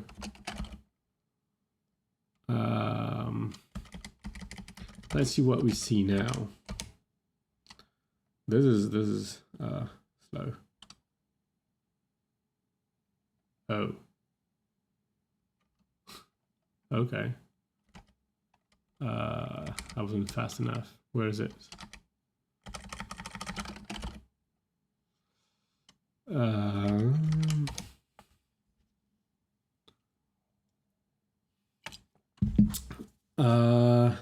PP goals plural.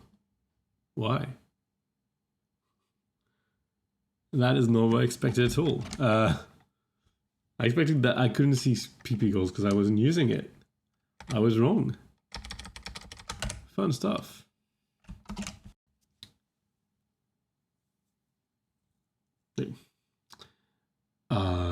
PP goal. Oh no, it's just that I wrote PP goals plural for PP goal. That's the one. Yeah, that should be. I said it was 2, but it would be 1. So we enter this, which I suppose is good news. I have some water on my keyboard. What do I do?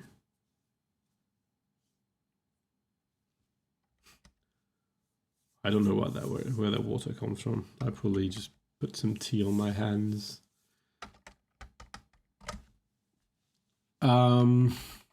Okay.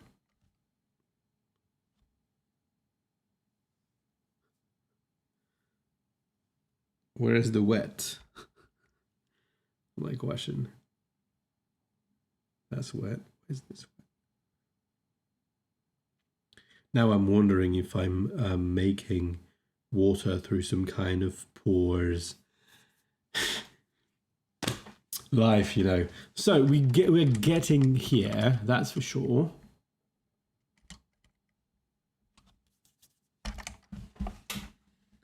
Oh no, that's a lot of water. What is this? So I just poured some water on my thing again, but I don't know how. Let me give it a bit of a blow.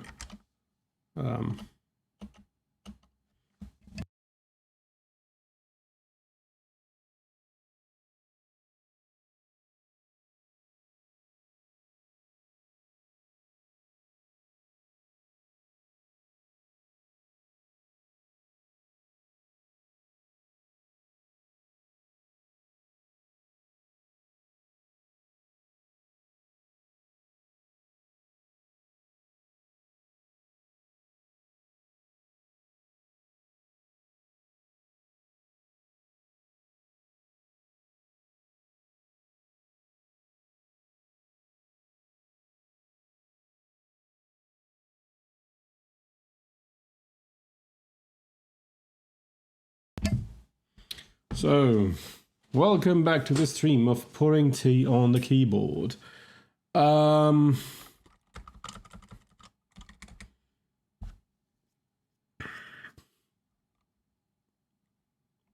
Okay, so do we get there?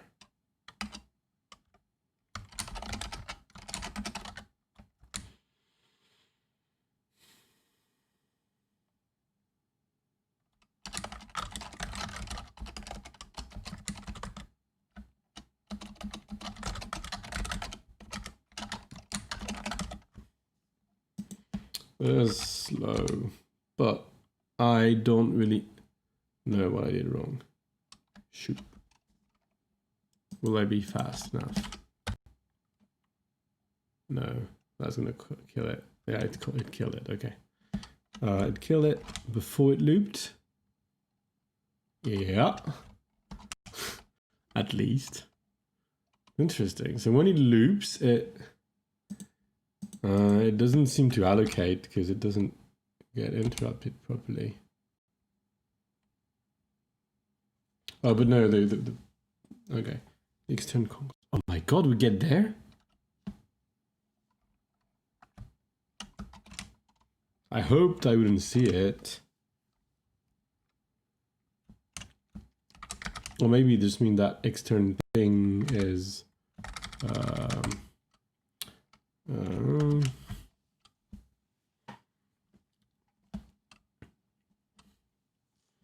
that was one of the last thing.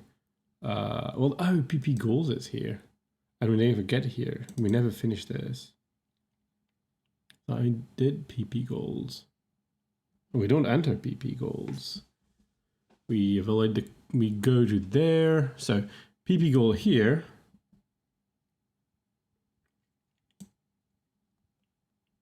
Goes into PP of extern prop concal. And we seem never to get back here again. Because if we were here, we call PP goals and we should see debug. So maybe extend prop concal is, well, it's that one, but still is problematic. So let's have a look at extern prop.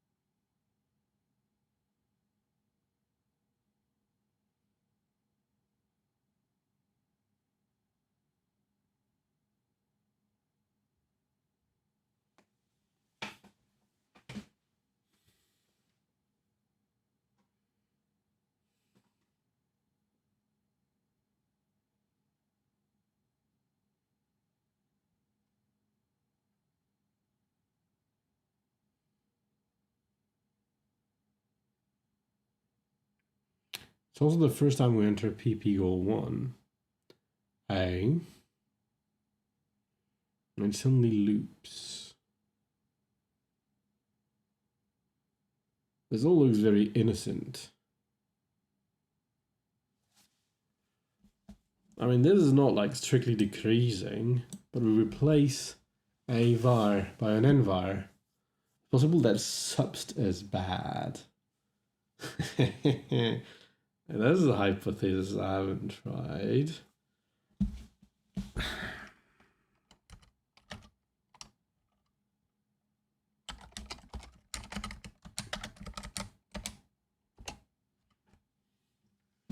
Shift could be bad.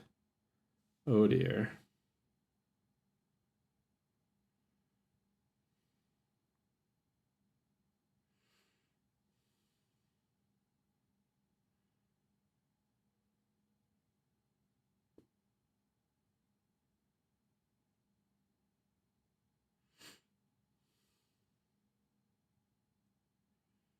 Subs propt shift subs p. So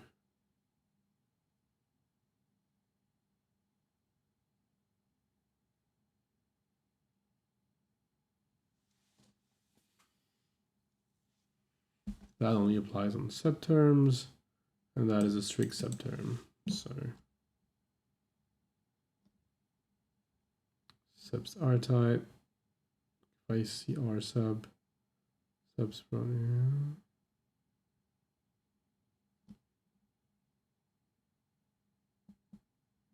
and subs term. If I see a var, oh, here it is. I implemented manually.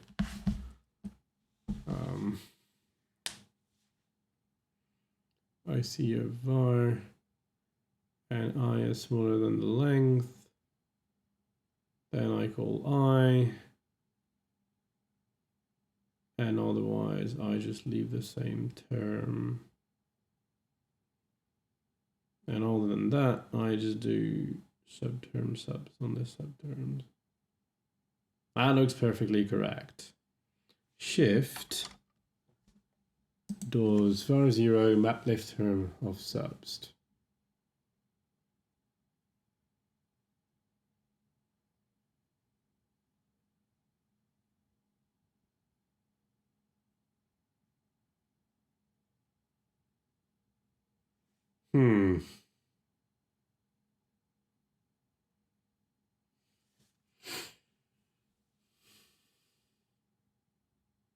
Length. Here, like I say, oh, is it bigger than the length? But here I use an infinite list for the shift. So I need to look up that doesn't use the length. So one thing we can have a look at is this implementation of X. Does it work for infinite lists?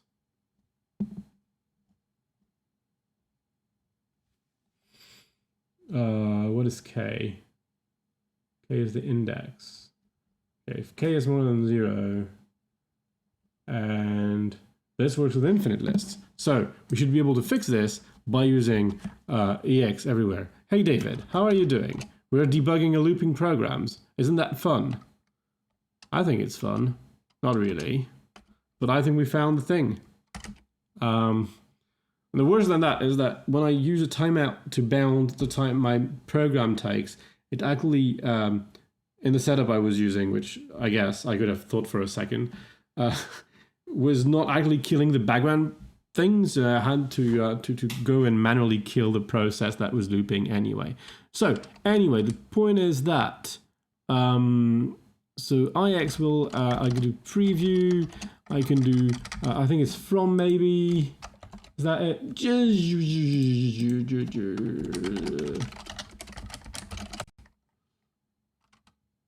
From maybe can take a default, so we can do from maybe, I may have to import it U, so if I can't find one, I use U, otherwise I say preview of IXI of subst. Well, that is extremely readable. not. Let's have a look. With a bit of luck, we have fixed all problem. Nah. Oh, I have maybe, so I can just.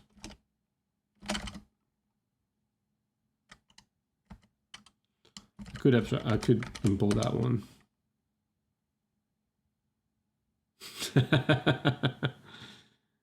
Well, progress. We don't have a loop anymore.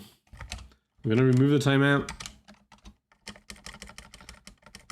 We have an actual bug. The actual bugs are easy.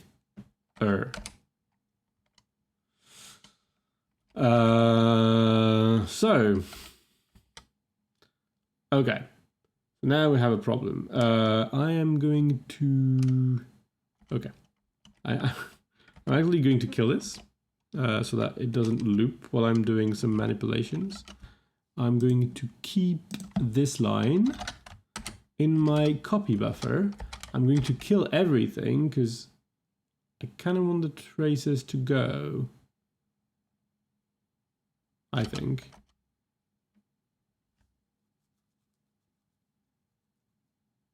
I don't really. Okay, so I'm just going to check that in. Never mind. And I'll remove debug trace and hunt these, I guess. This is a bit annoying.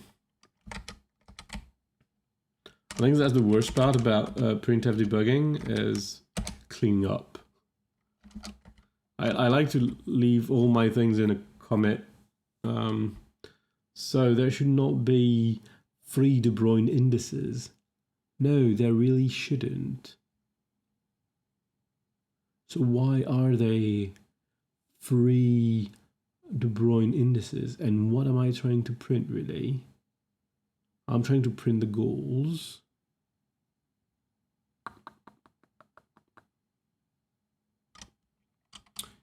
And so if I go to that theorem thing, plus a sock,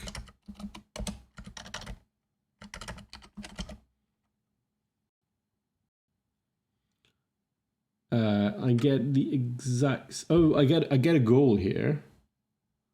I print plus 0x equals x, which is I'm printing the next theorem. So now I'm guessing intros is faulty. So first, I can't.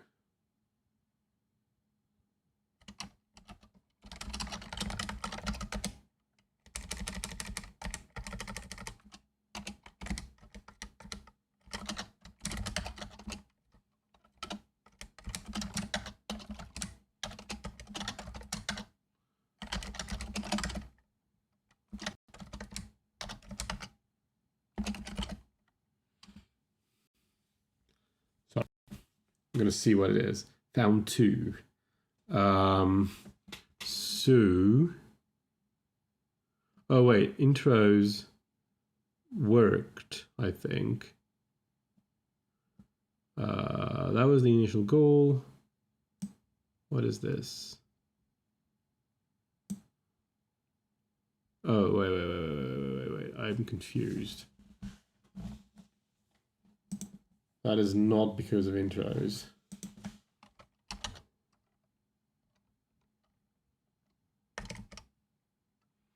I just messed up something.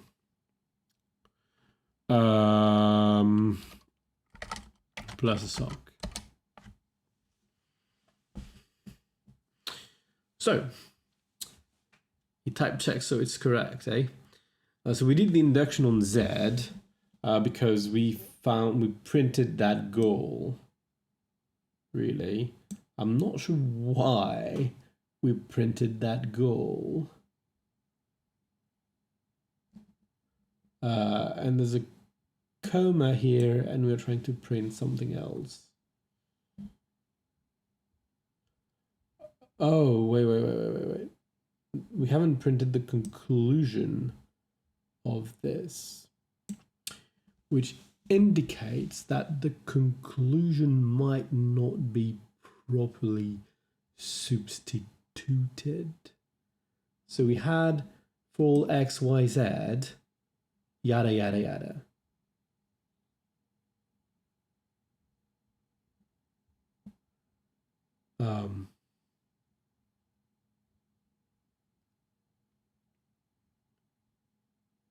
That's my initial goal. And for some reason, it doesn't manage to prove it as well, probably because the tactic is messed up. So it does introductions, and then it does oh wait, we're pretty far. We have written that explicitly. That's the one, yeah? That's the goal we're trying to display.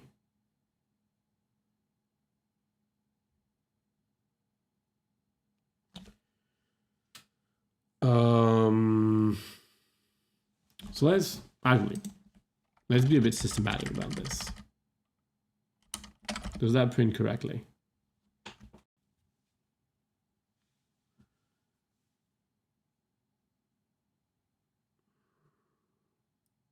No. No, induction already messes up. Now, is intros correct? No. It appears not to be. Fascinating. Okay. But if I don't put anything, then I should... well, I've seen that it was correct. So, intros. We're back to intros. Main repeat intro. So let's look at intro. And especially the case where I have a for all.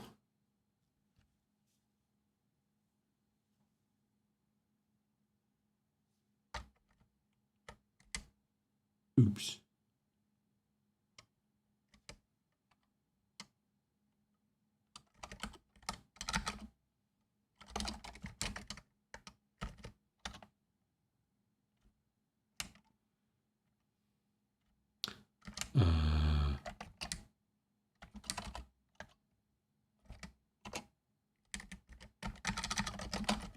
That too.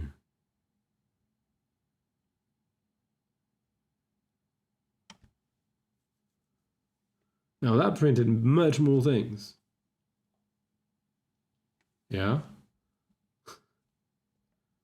We went through all the way to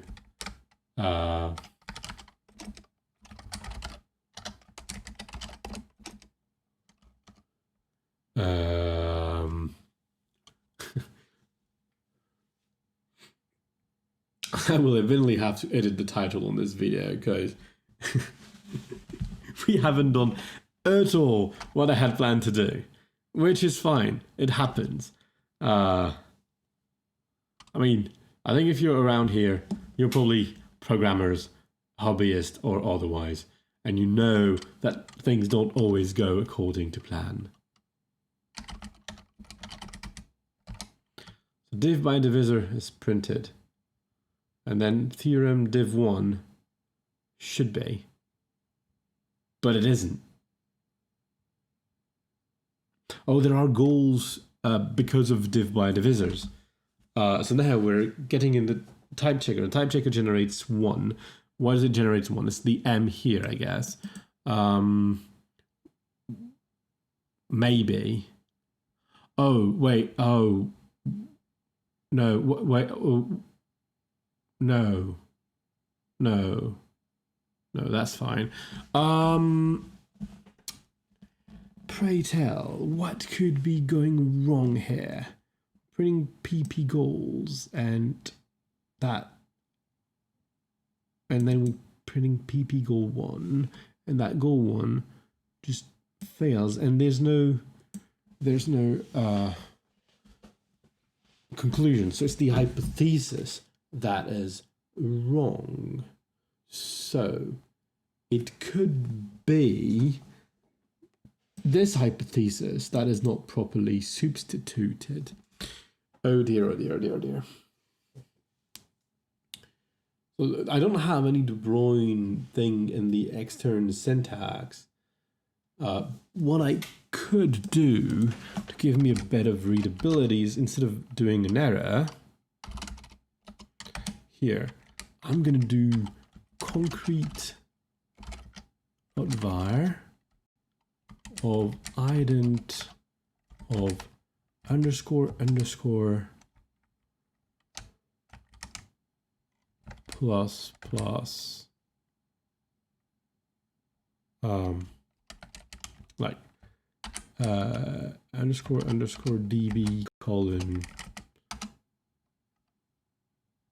plus plus show I, and I probably need some kind of parenthesis here. That's going to be tremendously helpful. Now, no, because I don't see the De Bruyne's. Darn it. Okay. Where was my div by divisor? Here. Okay. Ooh. So it failed at every substitution. There's not even an N here. What is this thing? It completely blew. Oh, I think it's just a bug that I used to have that I didn't notice. That these the goals generated by type checking are bonk. That's what it is. And so we just found a bug that we had completely forgotten about. I thought I had fixed all of these when I did the typing of goals and the scoping and the type checking of tactics, and not at all. I'm far from there. So this calls for one more thing, namely T. So I'm going to start with this.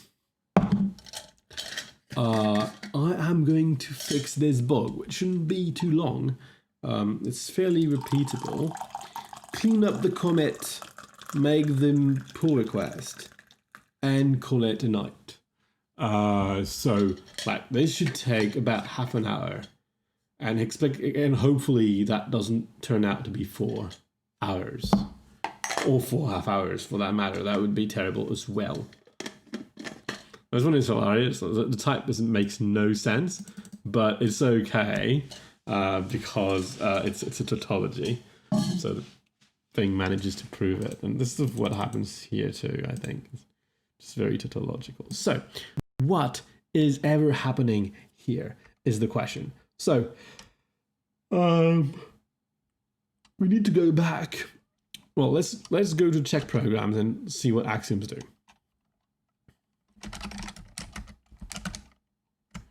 So axioms run TCM check proposition prime,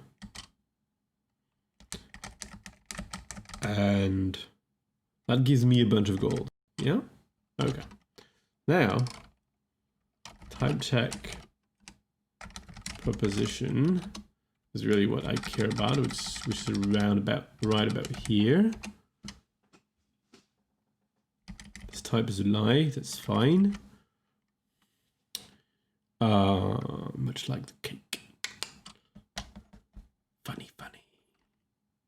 Show. Okay, focus a bit. I don't know why I'm inferring this, but whatever. I probably know, but it's not really something I need.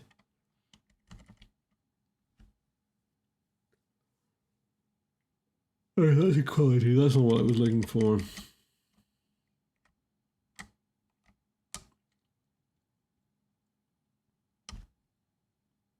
No, it's in the type check term that will emit things, I guess.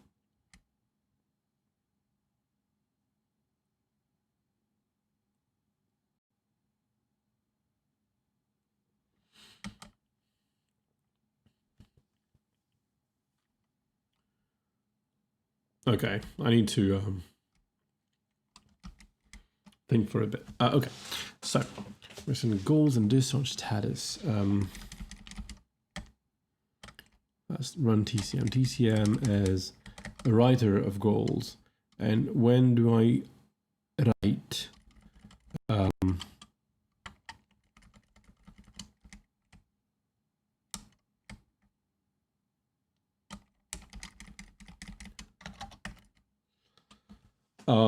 okay.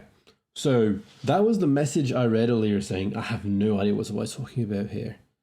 And what I was talking about here was something about the bound variables of the bound variables when I actually generate a goal of this form here or here. And I had a very crude way of doing this, saying, yeah, I'm just going to look at the bound variables in the term. I think. It doesn't make a lot of sense. So I say, I take, okay, I take an environment.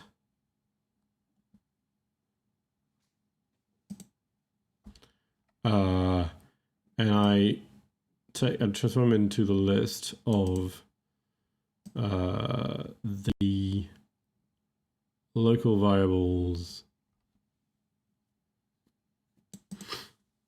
in the named, but I don't actually generate the local variables properly, I think.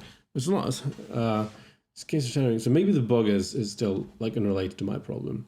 The shadowing variables will appear to bind shadowed variables in some hypothesis, yielding incorrectly typed goals. I think this is not a concern anymore because I don't, well, maybe it is, I don't know. But why do I have this? So when I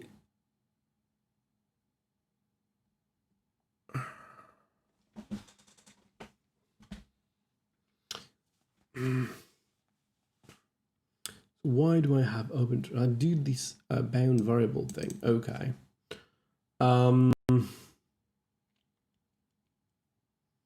Okay. I'm not sure what I'm supposed to do. I need to push some things as locals from time to time, I think.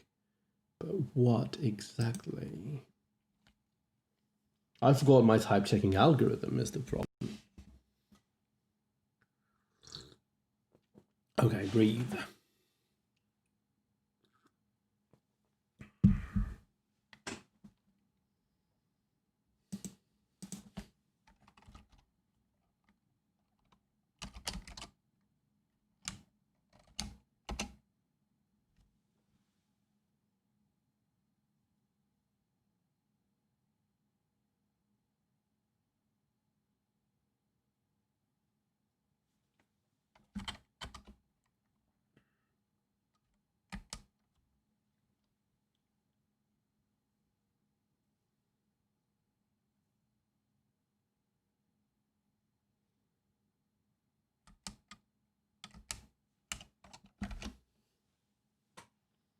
That's really the only place where I emit a proposition over type checking.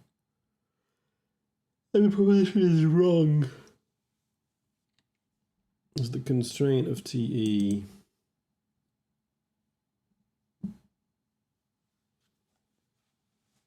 So I basically, yeah, I accumulate in TCM.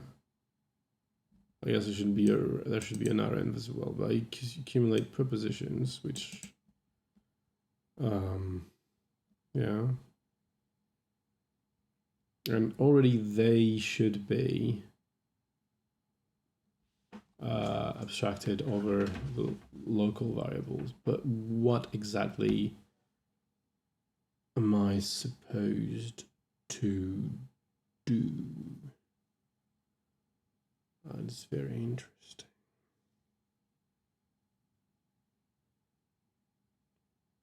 I'm really supposed to change the De Bruyne context into a bunch of variables.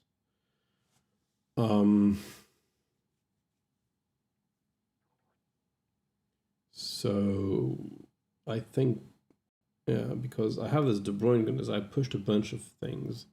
Right now, I don't remember the name of the variables at all, which I guess I probably should, but let's just generate random names first. So the local variables are completely pointless because I never have any, I think.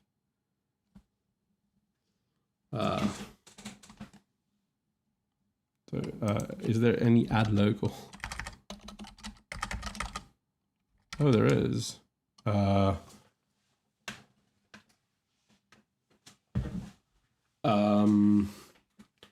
Fair enough. The goal variables are local. So I might have some local variables because if I'm type checking inside a goal, yada yada. So I kind of need to remember them. So it's all right. So we're gonna let local variables let De Bruyne dbs, let's say, equals for now it's like empty list. Let bound variables equal local variables dbs. To do proper shadowing.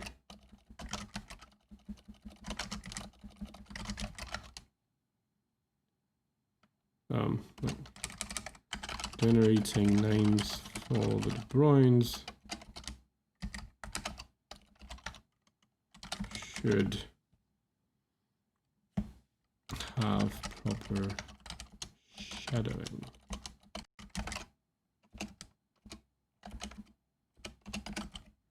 Actually,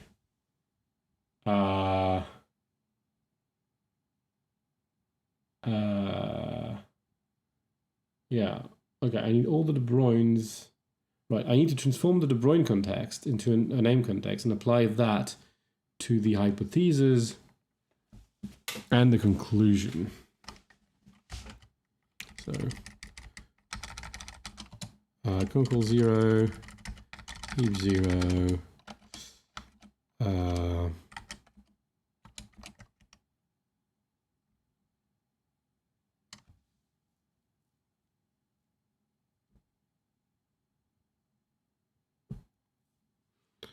I do let hips equal map subterm subst. I will have in this equals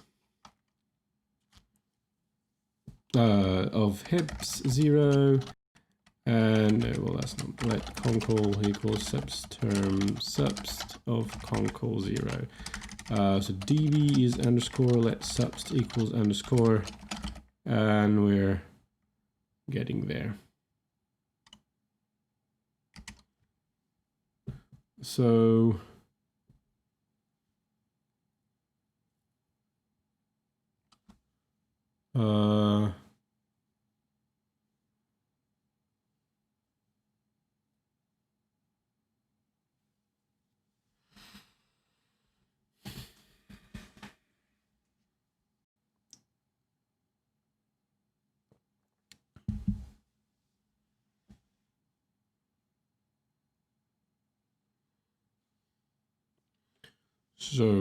if I do env, and so I could do this a bit.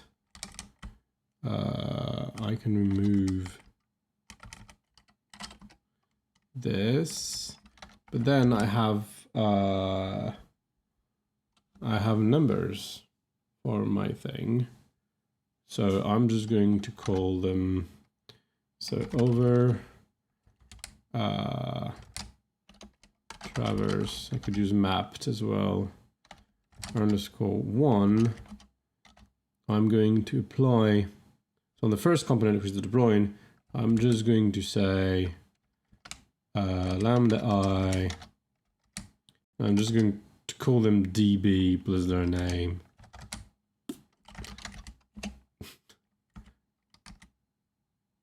You know, it's pretty ugly, but whatever. So now I've got a list of names. Subst is just map envar on dbs. And I think that's it. No.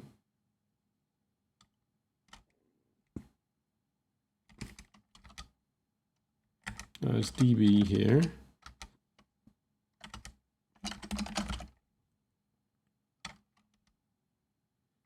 db without s. Okay. Can match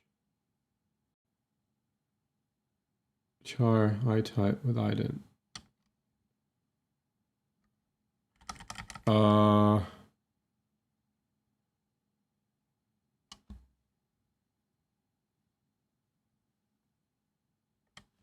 There's index, right?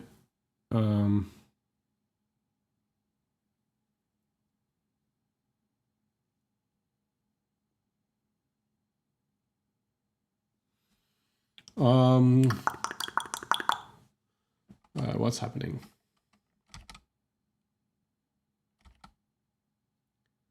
Ident itype. Okay, I'm kind of surprised. So let's check what itolist is. To list of. No capital.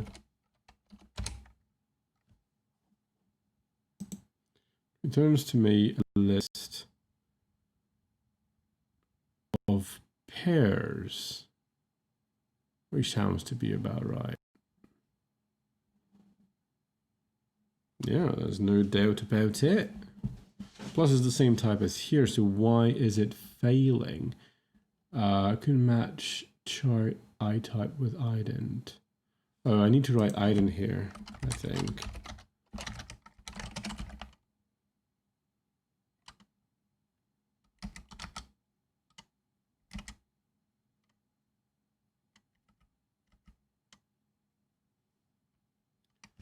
Can match ident itype with ident, writing for functional dependency between field int itype ident int itype. Beautiful.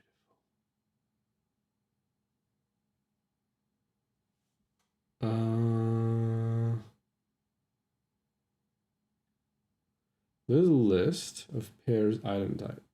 Yeah. My half-hour budget is running over. We're not there yet. I have like 10 or 15 extra minutes. I don't remember when I said that, but not that long ago. No, well, not that recently. I spent quite a bit of that budget already. Anyway, let's not spend more and look at this. So that's the fun part about this. So constraint field int itype.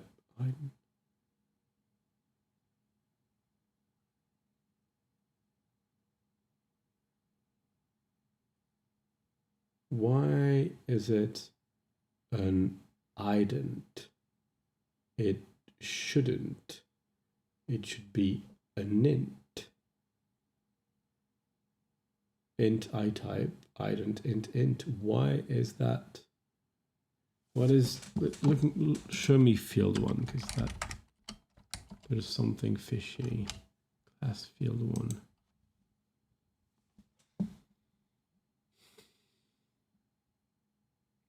S defines A and T defines B. So this should go from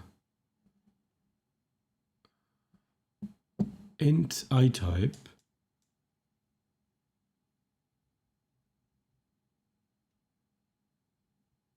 S and B defines T and T and yeah. Should go from int iType to ident iType. Why isn't this working?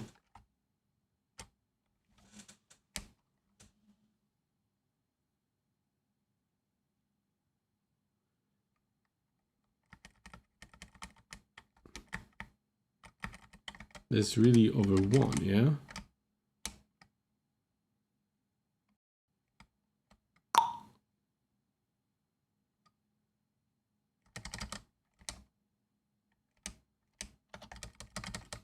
Is it the parentheses thing? No. Oops.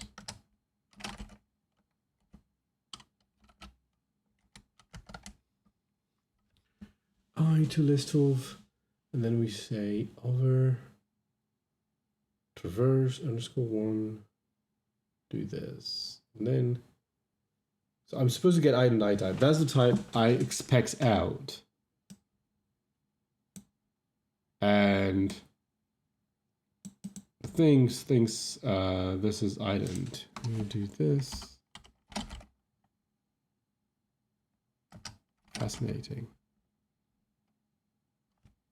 I think I'm using it wrong here. Here. This is, I just want, I don't want the types, I just want the terms. Here we go. Can match prop with terms.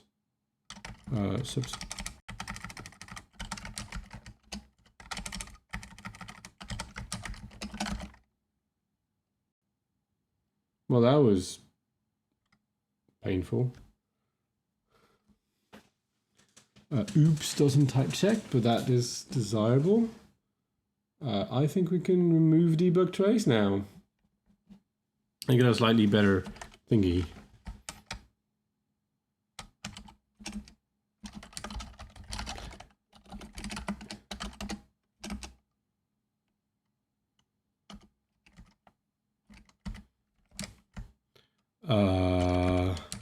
We can remove this. And now, every time there's debug.trace, this one we can just kill. This one, bit careful. This one kill. Can't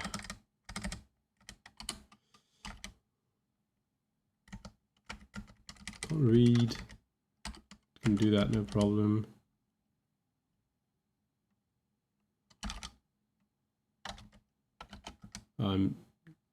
Just definitely there. Yeah. Oops.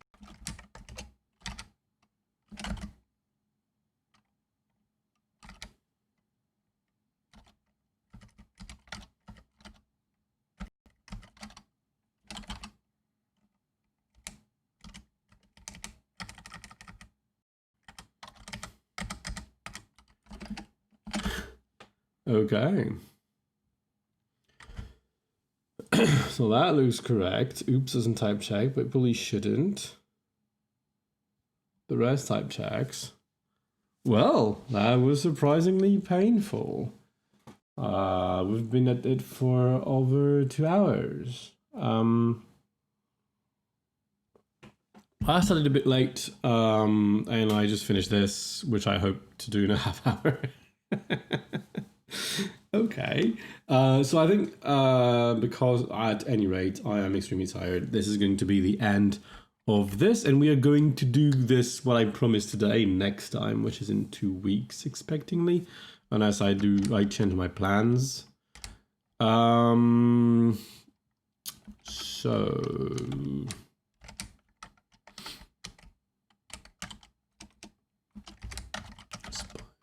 where do I? Yeah, so I'm gonna squash all this. It looks correct. Make an MR, merge it, and say goodbye. An MR, a PR. Just doing too much. I'm gonna push this first.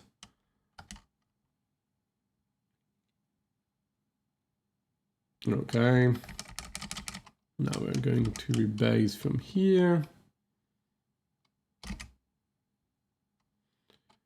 are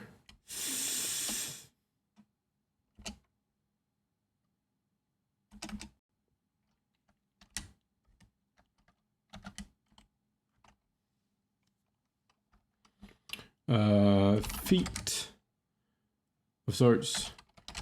There is, well, I guess it's a refactor. There's now a separation between abstract, syntax, and concrete.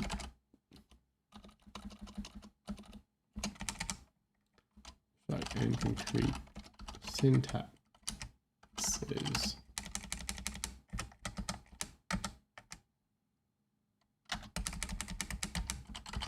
Separate. Now it's very cool. It's very short. Oops. What I do?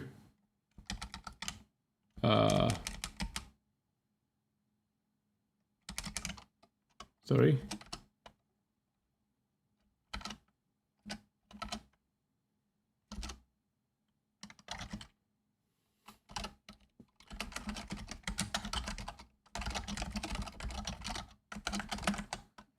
Syntaxes, the abstract syntax crucially uses De Bruyne indices so that we can in preparation of having binders incongruence closure.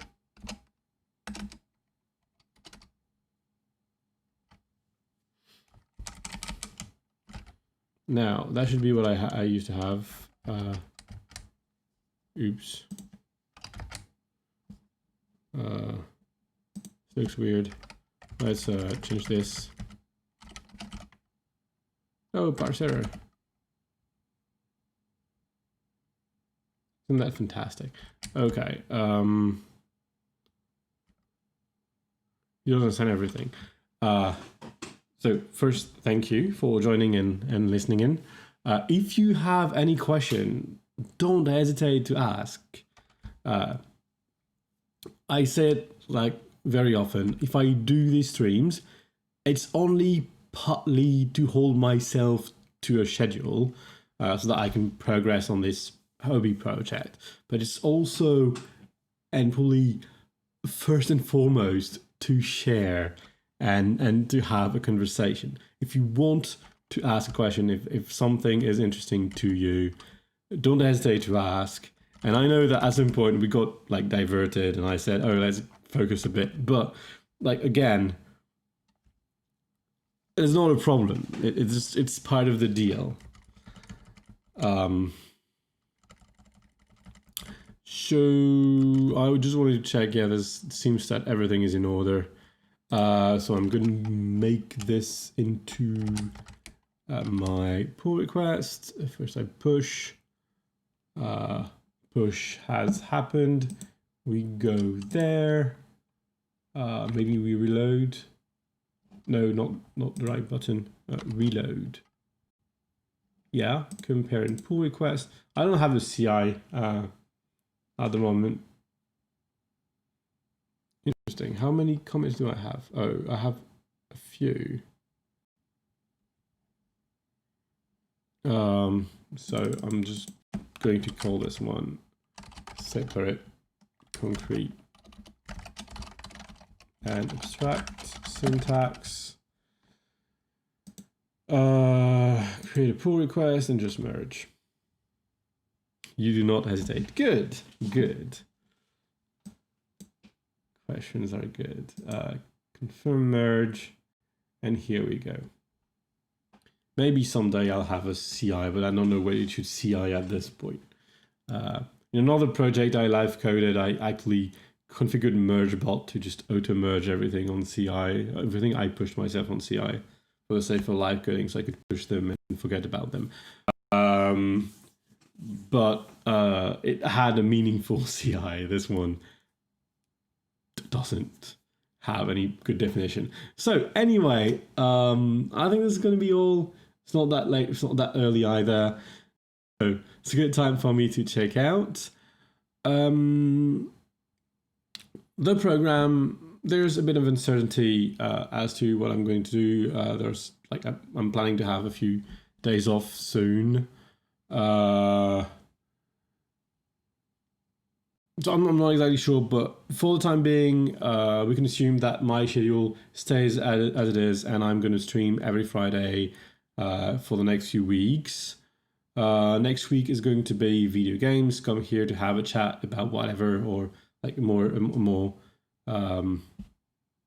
like a less focused conversation. So probably more randomizer because I'm not finished with my side things. There's other games that I want to get back to during the summer, but for now it's going to be randomizer. 2 weeks from now I'm going to continue this, and we don't have anything in progress, so we won't have anything stopping us from doing this merge of proposition and types. Maybe not, we might not have time to complete it, but we're going to do a substantial amount of it. The one effect, of course, is that I'm stopping right at the end of something, and so remembering where I was will be much harder without a type error to guide me. But, that's fine. So this is going to be in 2 weeks. Feel free to join. It's going to be fun, maybe. Hopefully. It's going to be more fun if you join. So until then, don't forget to stay curious. And that is late.